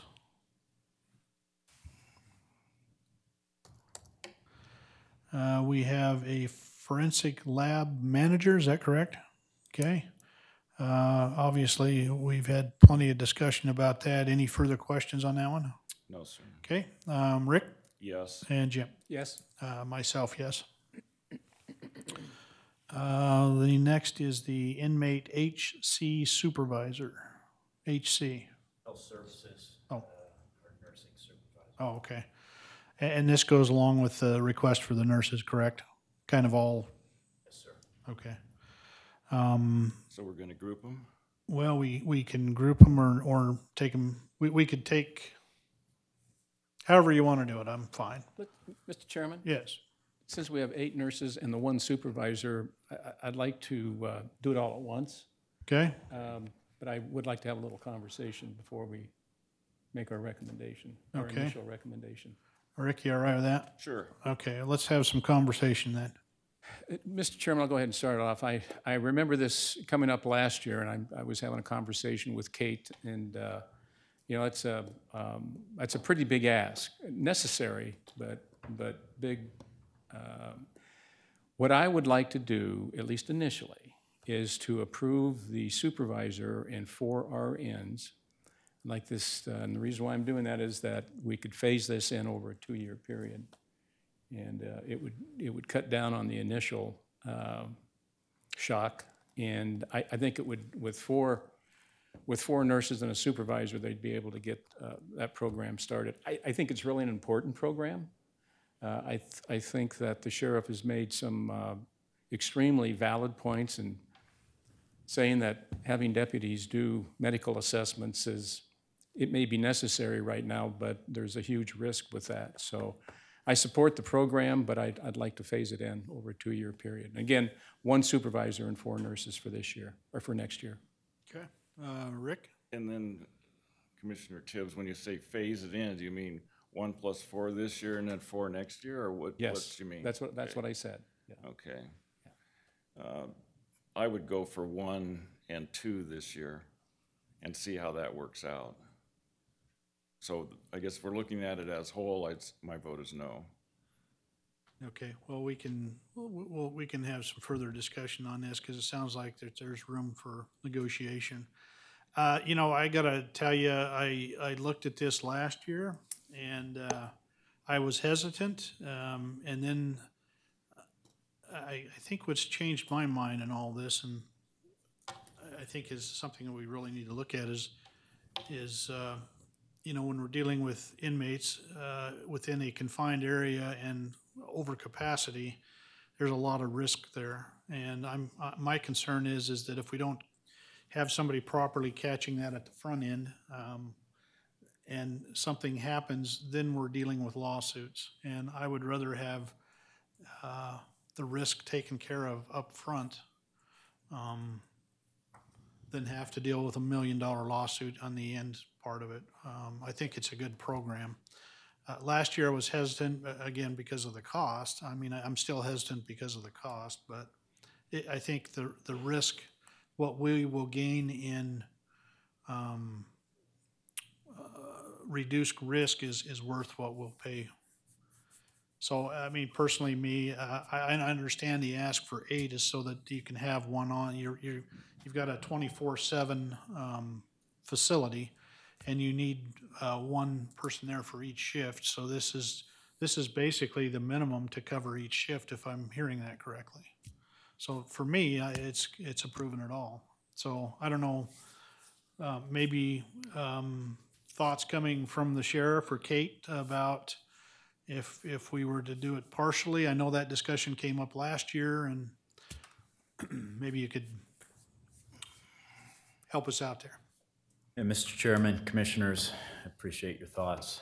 This is one of those conversations that goes back exactly to that level of care that we're so interested in providing to our community. And 8 nurses and 1 supervisor allows us to exactly do that.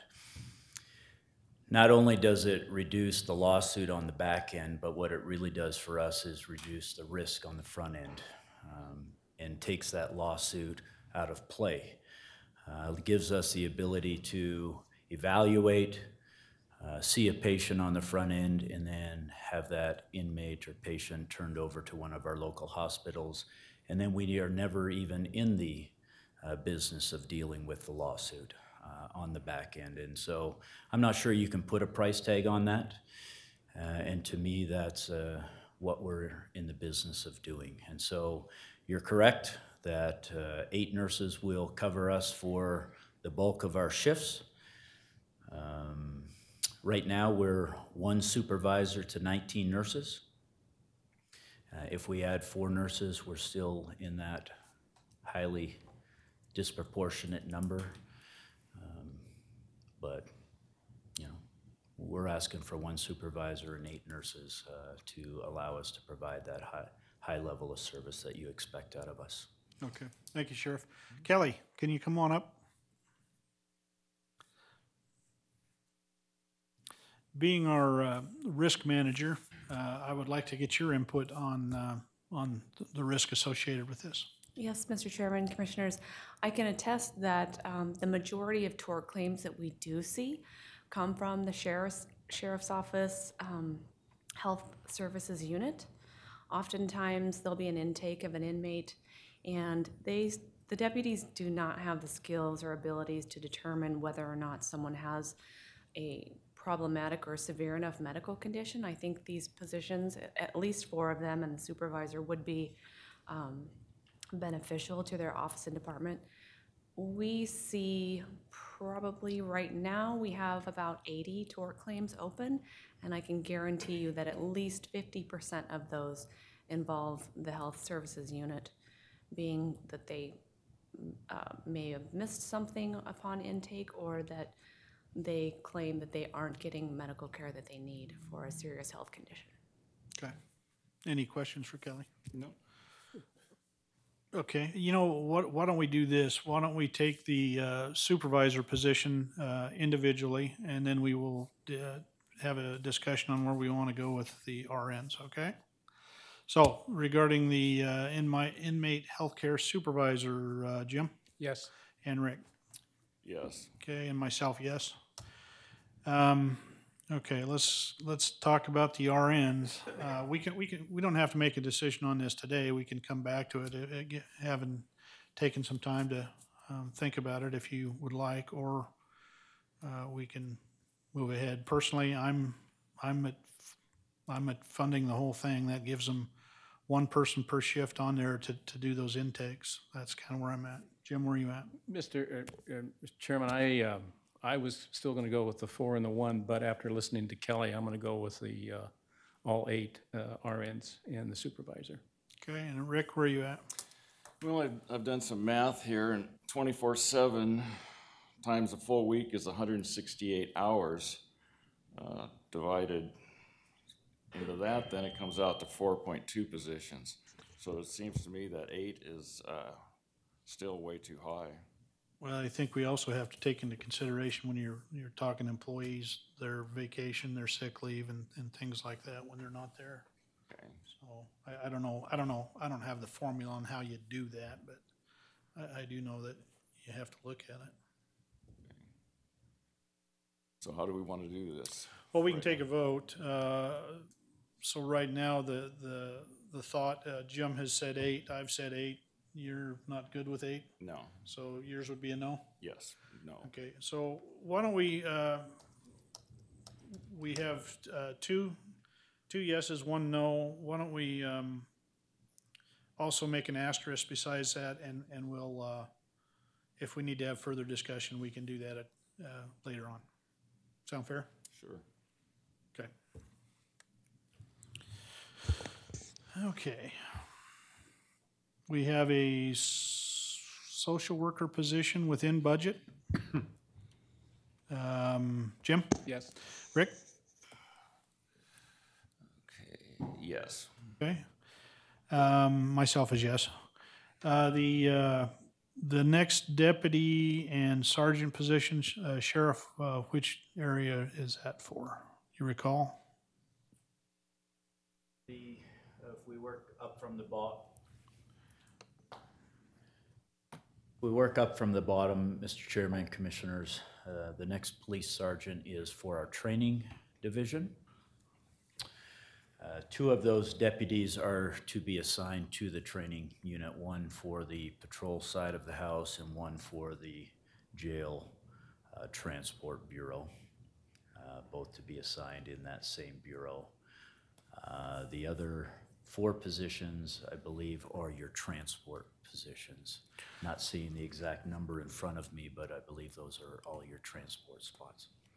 Okay, so let me ask this question, because I know it'll come up. You've got 4 of the first 4 are at a lower wage than the other. Is that because of seniority or the or the need for expertise in those areas? That is correct. Okay. Any questions, gentlemen, of the sheriff? No, sir. Nope. Okay, why don't we break it down with starting with the police sergeant position? Rick? No. Jim? Yes. I'm going to go yes. Kathleen, you do your magic. Throw the sheriff out of the way. Well, gently.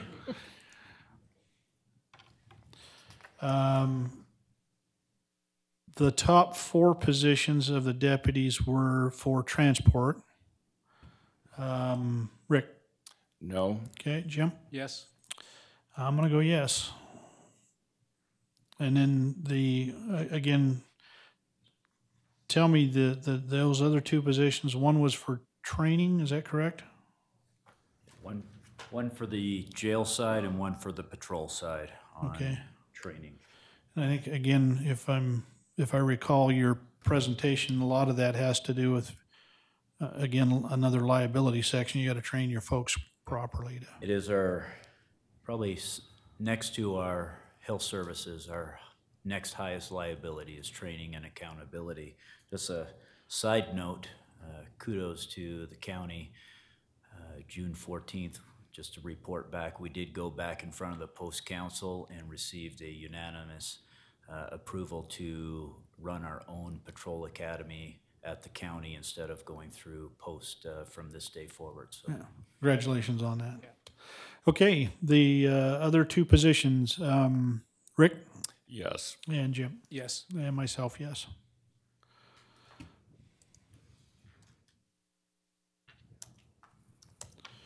Okay, we're going to go down to special salary adjustments. This looks like it's all in the lab, so Rick Yes. and Jim. Yes. Yes, myself. Reclassification on a financial analyst. For the treasurer's office. Oh, I'm sorry. We are moving on. Are we done with the sheriff for now? Yes. Okay. Treasurer's office. Madam Treasurer here. No, Mr. Chairman, Commissioners, both Vicki and Beth are handling the tax collection. Oh, So, yep. Well, we need that money. That's right. So if you have any questions for them, we can do it via email. They'll respond back, but this is the only request that they have. Okay. Jim Yes. and Rick. Yes. Myself, yes.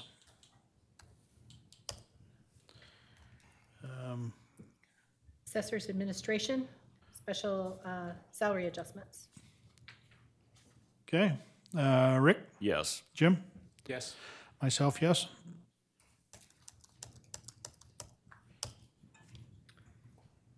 I believe this is the prosecutor's office. So we have one position within the allocation, new positions, and then 9 new positions that are supplemental requests, part-time to full-time, and then some special salary adjustments. Is Madam Prosecutor here? Yes, sir. Oh, there she is. Couldn't see you back there. Okay, so the restitution coordinator, the new position within budget, Rick, Yes. Jim? Yes. Yes, myself. We have the new positions, they're kind of mixed in there. So we have 1, 2, 3, 4 attorneys positions, 1, 2, 3 legal assistants, a victim witness coordinator, and investigator. Let's go with, start off with the attorney positions. Rick No. and Jim. Yes. I'm gonna go yes. And then the legal assistant positions, Rick. Yes. Okay, and Jim? Yes. I'll go yes myself. You have a victim witness coordinator, Jim Yes. and Rick. Yes. Myself, yes. And then the investigator position, Rick Yes. and Jim. Yes. Yes for myself. We have one part-time to full-time attorney within budget. Okay, Rick, Yes. Jim? Yes. Yes, myself. It looks like all of these are all within budget. Any questions, or do you want to break them out individually if they're within? No need for me. Okay, Jim? No, I'm fine with it. Okay, so in all of those additional ones that are within budget, Rick Yes. and Jim. Yes. Okay, myself, yes.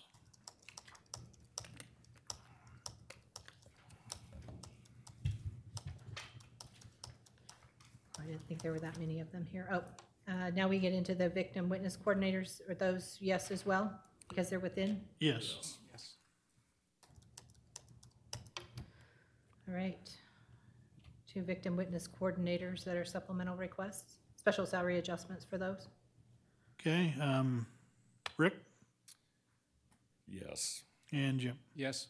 Yeah. Yes, I'm sorry. I was a little quiet. Special salary adjustment on an attorney 2. Rick Yes. and Jim. Yes? Yes, for me. The executive director IPAA, Rick Yes. and Jim. Yes? Yep. Special salary adjustment on the administrative specialist position, Jim Yes? and Rick, Yes. and myself, yes. Moving on to juvenile. Okay. So there are several new positions here that are supplemental requests and, well, not several, I'm sorry, there's just one there. And the promotions, salary adjustments. Okay. Are we there? Yes, Okay, we're there. apologize. I know that medical attendant was Dawn's, I believe, her highest priority. Is that correct, Dawn? Yes. Okay.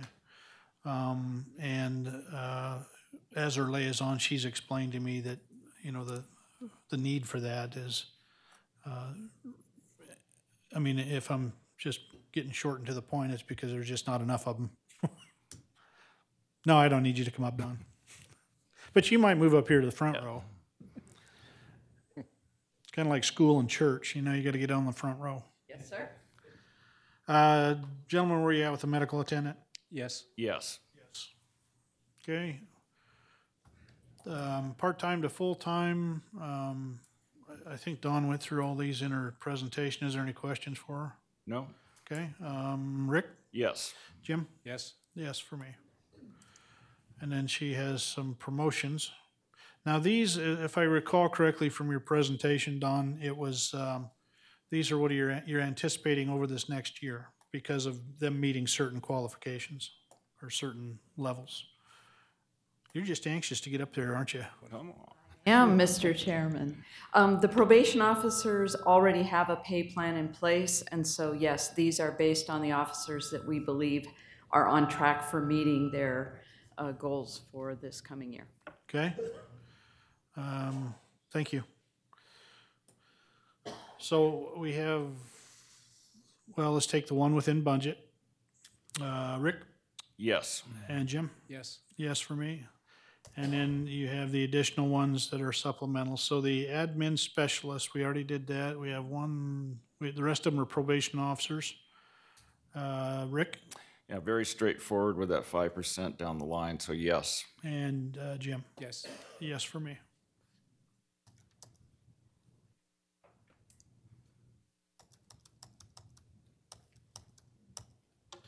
Okay, there's a reclassification on a program specialist.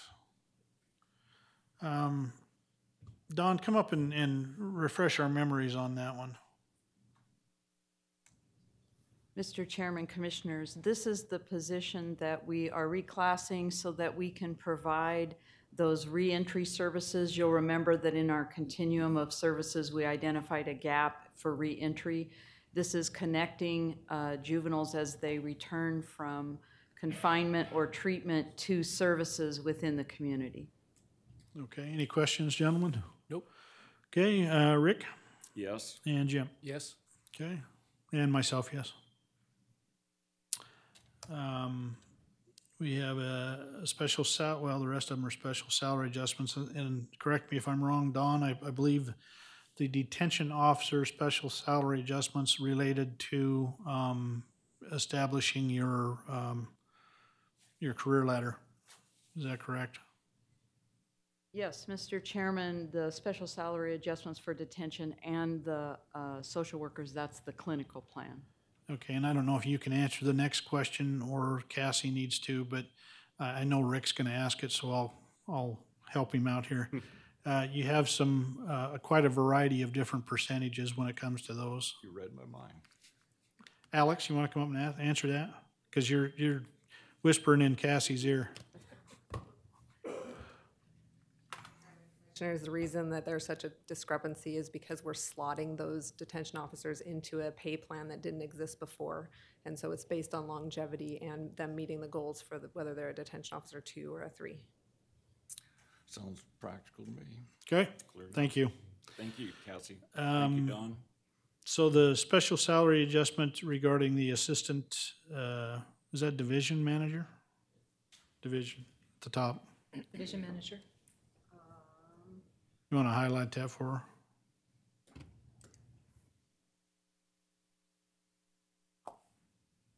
Division manager?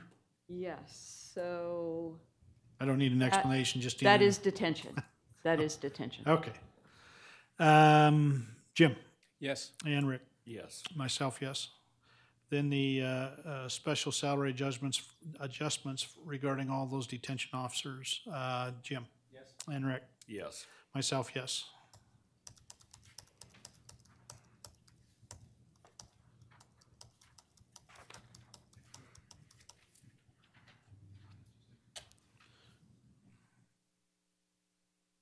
There were some some social workers that I believe were also part of the The part of the pay plan, plan, okay? clinical.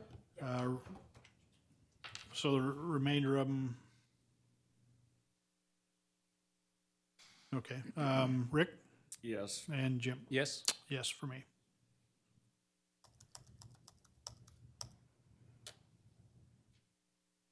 We have 3 more for juvenile. Okay, so you have an admin specialist that's within budget, a probation officer 2 within budget. Rick, Yes. Jim, Yes. me, yes. And then a social worker is supplemental, but it's a special salary adjustment. Again, I think that goes to the pay plan. Rick Yes. and Jim, Yes. okay? Moving on to operations. 5 new positions: construction manager, mail clerk, HVAC technician, painter, and maintenance tech. Okay, if I recall correctly, the construction manager was taken out of the landfill budget and then placed back in operation. So it's just a swap there, other than one's an enterprise fund and the other is general fund. Right. Okay. Construction manager, Rick? Okay, so there's no real impact on that because that's a Well, crossover? there is an impact. The landfill being an enterprise fund, they were self-supported. This is going to require taxes. We can't move revenue from, Right. and there's no tax dollars to move. So it will be an impact of 100,000 loaded. Yeah, I'll go no then on this one. Okay, and Jim? Yes. Yes for me. I think the construction managers are already in place. That's just additional information. I mean, he's already hired and on board, so we'd probably be letting him go if we didn't approve of that one. Well, and it puts him, Mr. Chairman, Commissioners, it puts him in the place where he's truly doing the work and being funded with the right dollars. Okay. Okay, mail clerk, obviously, big need there. Rick, Sure, yes. Jim? Yes. Yeah, for me. HVAC technician, this is again, a new position. Jim? Yes. Rick? Yes. Yes for me. Painter, we're getting a lot more square footage as we grow. Rick? Yes. And Jim? Yes. Yes for me. Maintenance technician is the final position there. Rick Yes. and Jim? Yes. Yes for me. And I apologize. I think I misspoke. The coroner's office, they do have some requests, but they are within budget. So I had mentioned them earlier as having no requests, but they do. I apologize. Okay, so they're all within our budget. Any questions, or take them all at once? All at once is okay with me. Yeah. Okay, Rick, where you at? Yes. And Jim? Yes. Yes for me. Moving on to information technologies. All So right. there are Okay, 11, 10, 11, 12 positions, new positions, and then 11. 11, part-time to full-time, and some reclassifications and some salary adjustments. you want to take all the new positions together, or break them down individually? Where you at, Rick? We can take them together. Okay. I think we should take them individually. Okay, good either way. Okay. let's start off with the top there. What is that? ENT? Enterprise Operations Technician is my guess. Okay. Jim? Yes. Rick? No. I'm gonna go yes. The software development, Rick? No. Jim? Yes. Yes for me, please. Web developer 2, Jim? Yes. Rick? Yes. I'll go yes too. Business analyst 2, Rick? Yes. And Jim? Yes. Yes for me. A IT project manager 1, there's 2 of those. Rick? No. And Jim? Yes. Yes for me, please. Both? Yes. Where are we at? System engineer 2, Rick No. and Jim. Yes. Yes for me. IT Security engineer, I would imagine. security engineer 2, Rick. No. Jim. Yes. Yes for me. We have 2 positions, so if you want to break them up, just tell me. But GIS developer 2, Jim Yes. and Rick. No. Okay, I'm gonna go yes, but I want you to put an asterisk beside that, and maybe Steve, not right now, but maybe he can you get by with 1 would be the question, or do you need both? So give that some thought, and we'll come back to that. New position, IT Net Spec 1, Network specialist? Network Specialist 1, Rick No. and Jim. Yes. Yes for me. Okay, we're gonna go to a part-time to a full-time. This is a training development specialist 3. I was trying to think that, Rick No. and Jim. Yes. Yes for me. And we have, it looks like a reclassification on a system engineer 2. Rick? No. Jim? Yes. Yes. Reclassification on 2 positions. They're both GIS developer 2. Oh, I'm sorry. Let's take them individually. GIS developer 2. Rick? No. Jim? Yes. Yes. GIS developer 3. Jim? Yes. Rick? No. Yes for me. GIS developer 1. Rick No. and Jim. Yes. That'd be a yes for me. Okay, we have special salary adjustments. They're all appear to be the 5%. Well, there's one that's 8%. The rest of them are 5%. We'll break them down individually. So the software developer 3 special salary adjustment, Rick No. and Jim. Yes. Yes.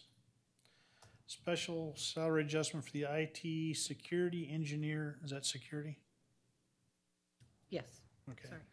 IT security engineer 2, Rick No. and Jim. Yes. Yes. Special salary adjustment system engineer 2, Jim, Yes. Rick, No. and yes for me. Field support 1, Rick No. and Jim. Yes. Yes. Web developer 2, special salary adjustment, Rick No. and Jim. Yes. Yes. Field, is that support? Support. Field support 1, a special salary adjustment, Rick, No. Jim? Yes. Yes. Tell me what the next one is. I imagine that's enterprise operations tech? Okay, enterprise operations tech, special salary adjustment, Jim, Yes. Rick, No. and me, yes. And then the IT net spec 2. That's a specialist, is it? Network specialist? Okay. IT network specialist 2, Rick? No. And Jim. Yes. I'll go yes. Mr. Chairman? Yes. I'm sorry. Commissioner Tibbs. Since I said yes to everything, I just want to make a real brief explanation. Director O'Meara has done a really good job on trying to keep the personnel numbers down as much as he can, but the IT department, the needs and expectations have grown dramatically in the last couple of years, and quite frankly, I don't think we've kept up with his request for additional personnel, and I think it's time that we do that. We expect a lot out of them. The employees expect a lot. I think the community expects a lot. So that's why Steve doesn't ask for people that aren't necessary. And I realize it's a lot of money, but quite frankly, we need them. That's all. Okay, thanks. You know, I'll just make a quick comment too, because I obviously voted yes on them too. You know, I'm the liaison to IT, and I probably, you know, a little bit more insight as to what's going on there. I do know that the elected officials, all of the elected officials in the county, as well as the departments in our county, they really use IT. I mean, to the point that they're scrambling, trying to decide, you know, trying to prioritize things. So I appreciate all they do. You know, and I know the demand that's placed on them by all of us is only going to increase. I've said this before in the past, and I'll just reiterate that I know IT hates being described this way, but you know, it's like a utility company. It's something you have to make things work. So in that respect, if we don't have them and things go down, we're left kind of high and dry. So that's kind of my reasoning behind my votes too. So, Well, Mr. Chairman, just one more question Mr. for the director. So with if all of these requests were to be granted, am I still going to have to change my password every 6 months? Yes. Thank you. Anything, Rick? Anything? No, sir. No, you good? Okay. Moving on. Moving on to development services. So the first new position is something that we have approved this current year. So just bringing that to your attention. And then there is another position that's within budget and 3 new positions that are supplemental requests. Okay, so let's do the current year position first. This is for the surveyor and engineer tech. Obviously, I think the whole board's aware of the issues or the problems that we're having getting final plats done. So no need to reiterate that, but Rick, where you at? Yes. And Jim? Yes. Yes for me. The new position, the plans examiner, is within budget. Rick? Yes. Jim? Yes. Yes for me. Then we have 3 positions that are supplemental, so an assistant planner. Jim? Yes. And Rick? Yes. Okay, yes for me. The planning and building specialist, Rick? Yes. And Jim? Yes. Yes for me. The surveying and engineer tech, obviously need another one. Jim? Yes. And Rick? Yes. Yes for me. Okay, we have 2 reclassifications. Excuse me. One is an office administrator, looks like reclassing that to a project manager. It's within budget. Actually, the remainder, how far down do we go that are within budget? The remainder are all within budget. You want to take them all together then, gentlemen? Sure. Yep. Okay, Rick Yes. and Jim? Yes. Yes for me. For all of them, correct? Yes. Is that, All right. Next up is Department of Administration. So a new position, supplemental for a staff attorney, part-time to full-time, and then a reclass and 2 special salary adjustments. okay, where are you at with the staff attorney? It's a new position that would require supplemental. Mr. Chairman. Commissioner Visser. Thank you. I talked with Jan about this, and my belief is that the prosecutor's office does an outstanding job, and it's as if we have attorneys assigned to different issues that they're specialists. And yeah, I'm good with what's going, so I would vote no on this. Okay, Commissioner Tibbs? For the Same reasons, no. Okay, you know, I'll tell you, I was the one that brought this up, asked it to be put on. My thought process was initially that we needed someone where we could get legal documents, letters and things like that, or small research done without bothering the prosecuting attorney's office. However, at this point, since I won't be here, then I would agree with my fellow commissioners. We don't need it, or I don't need it. So no on that one. Internal investigator, Cassie had presented this to us. This was going from a part-time to a full-time, which we're at a point now where I believe we need it. So Rick, where are you at? Yes. And Jim? Yes. And myself is yes. Whoa. We have a reclassification. EE relations. Employee, There's 2 E's at the end of employee, so. employee relations advisor. To an admin specialist. It's within, well, actually, the next 3 are within budget. 2 of them are special salary adjustments, procurement manager to, I don't know what that other, Applications, well, yeah. well, So just special salary adjustments for the procurement manager and commissioner clerk. yeah, And it looks like they're wanting to use some of the funds that are from the employee relationship advisor to offset those increases for the commissioner's clerk and the. okay, so again, they're all 3 within budget.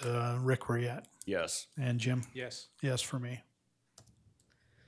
All right, I believe we are on to the public defender. Uh-oh. So there are 4 new positions that are that are supplementals.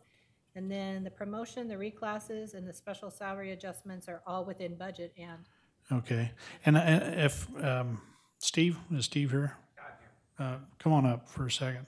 I believe these new positions, correct me if I'm wrong, but they were were they gonna be funded through the grant money? From the, no? At this point, no, the new positions, we are asking for county money for those, Mr. Chairman, for those new positions. Our priority at first, we said the first one, and I asked them, was for full-time for the mental commitment hearings. And that, and just said that is our #1 priority. Both our office, the prosecutor, the sheriff, we're all trying to start the remodel of mental commitment. So Tony, who's in Arizona right now at a school, he said that is our #1 priority, but they're all new positions we're requesting. Those other ones would probably be assigned to our magistrate level, with people at the magistrate level now moving up to district court. Yeah, okay, I recall now. So, question, Commissioner Visser? Yes, sir. Thank you, Chairman Case. Oh, come on back. Come on, sorry about that. Yeah, so they're looking at this, they're all entitled Attorney 1.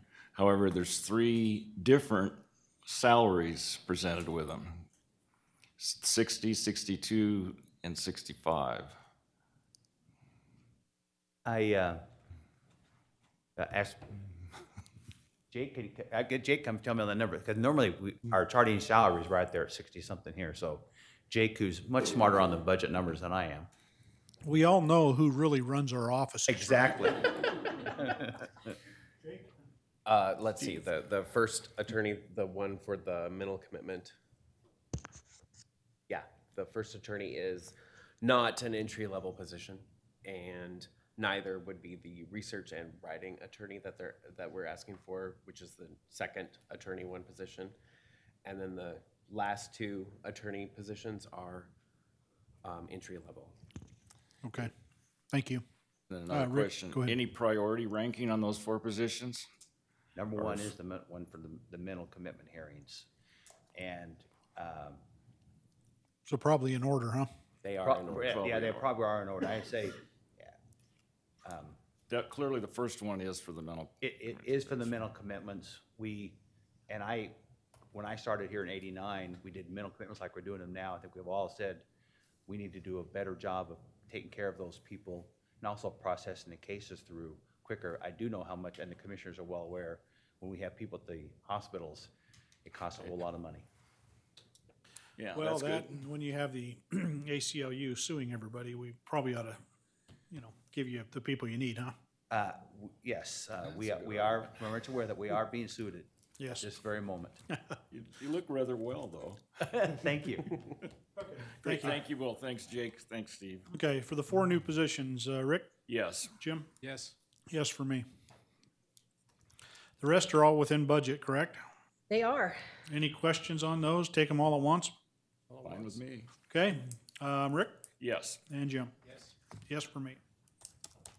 Just because I like to do this, I'm gonna do this old school. And this is the last of your personnel requests. Don't believe there's anything past this. We are done with personnel. Moving over to, you want to take the supplementals that are associated with that? Is this a With good all place these, to or? break? Wait. Probably now would be a good place to break, don't you think? Yeah. Come back after lunch. And do the supplementals and, Yeah. Okay, what time we do back here? 4. Jeez, it's gonna be a late night. Okay, we're gonna recess until 1:30 PM. At that time, we'll reconvene and take up the supplementals. Thanks, everyone. Thank you all.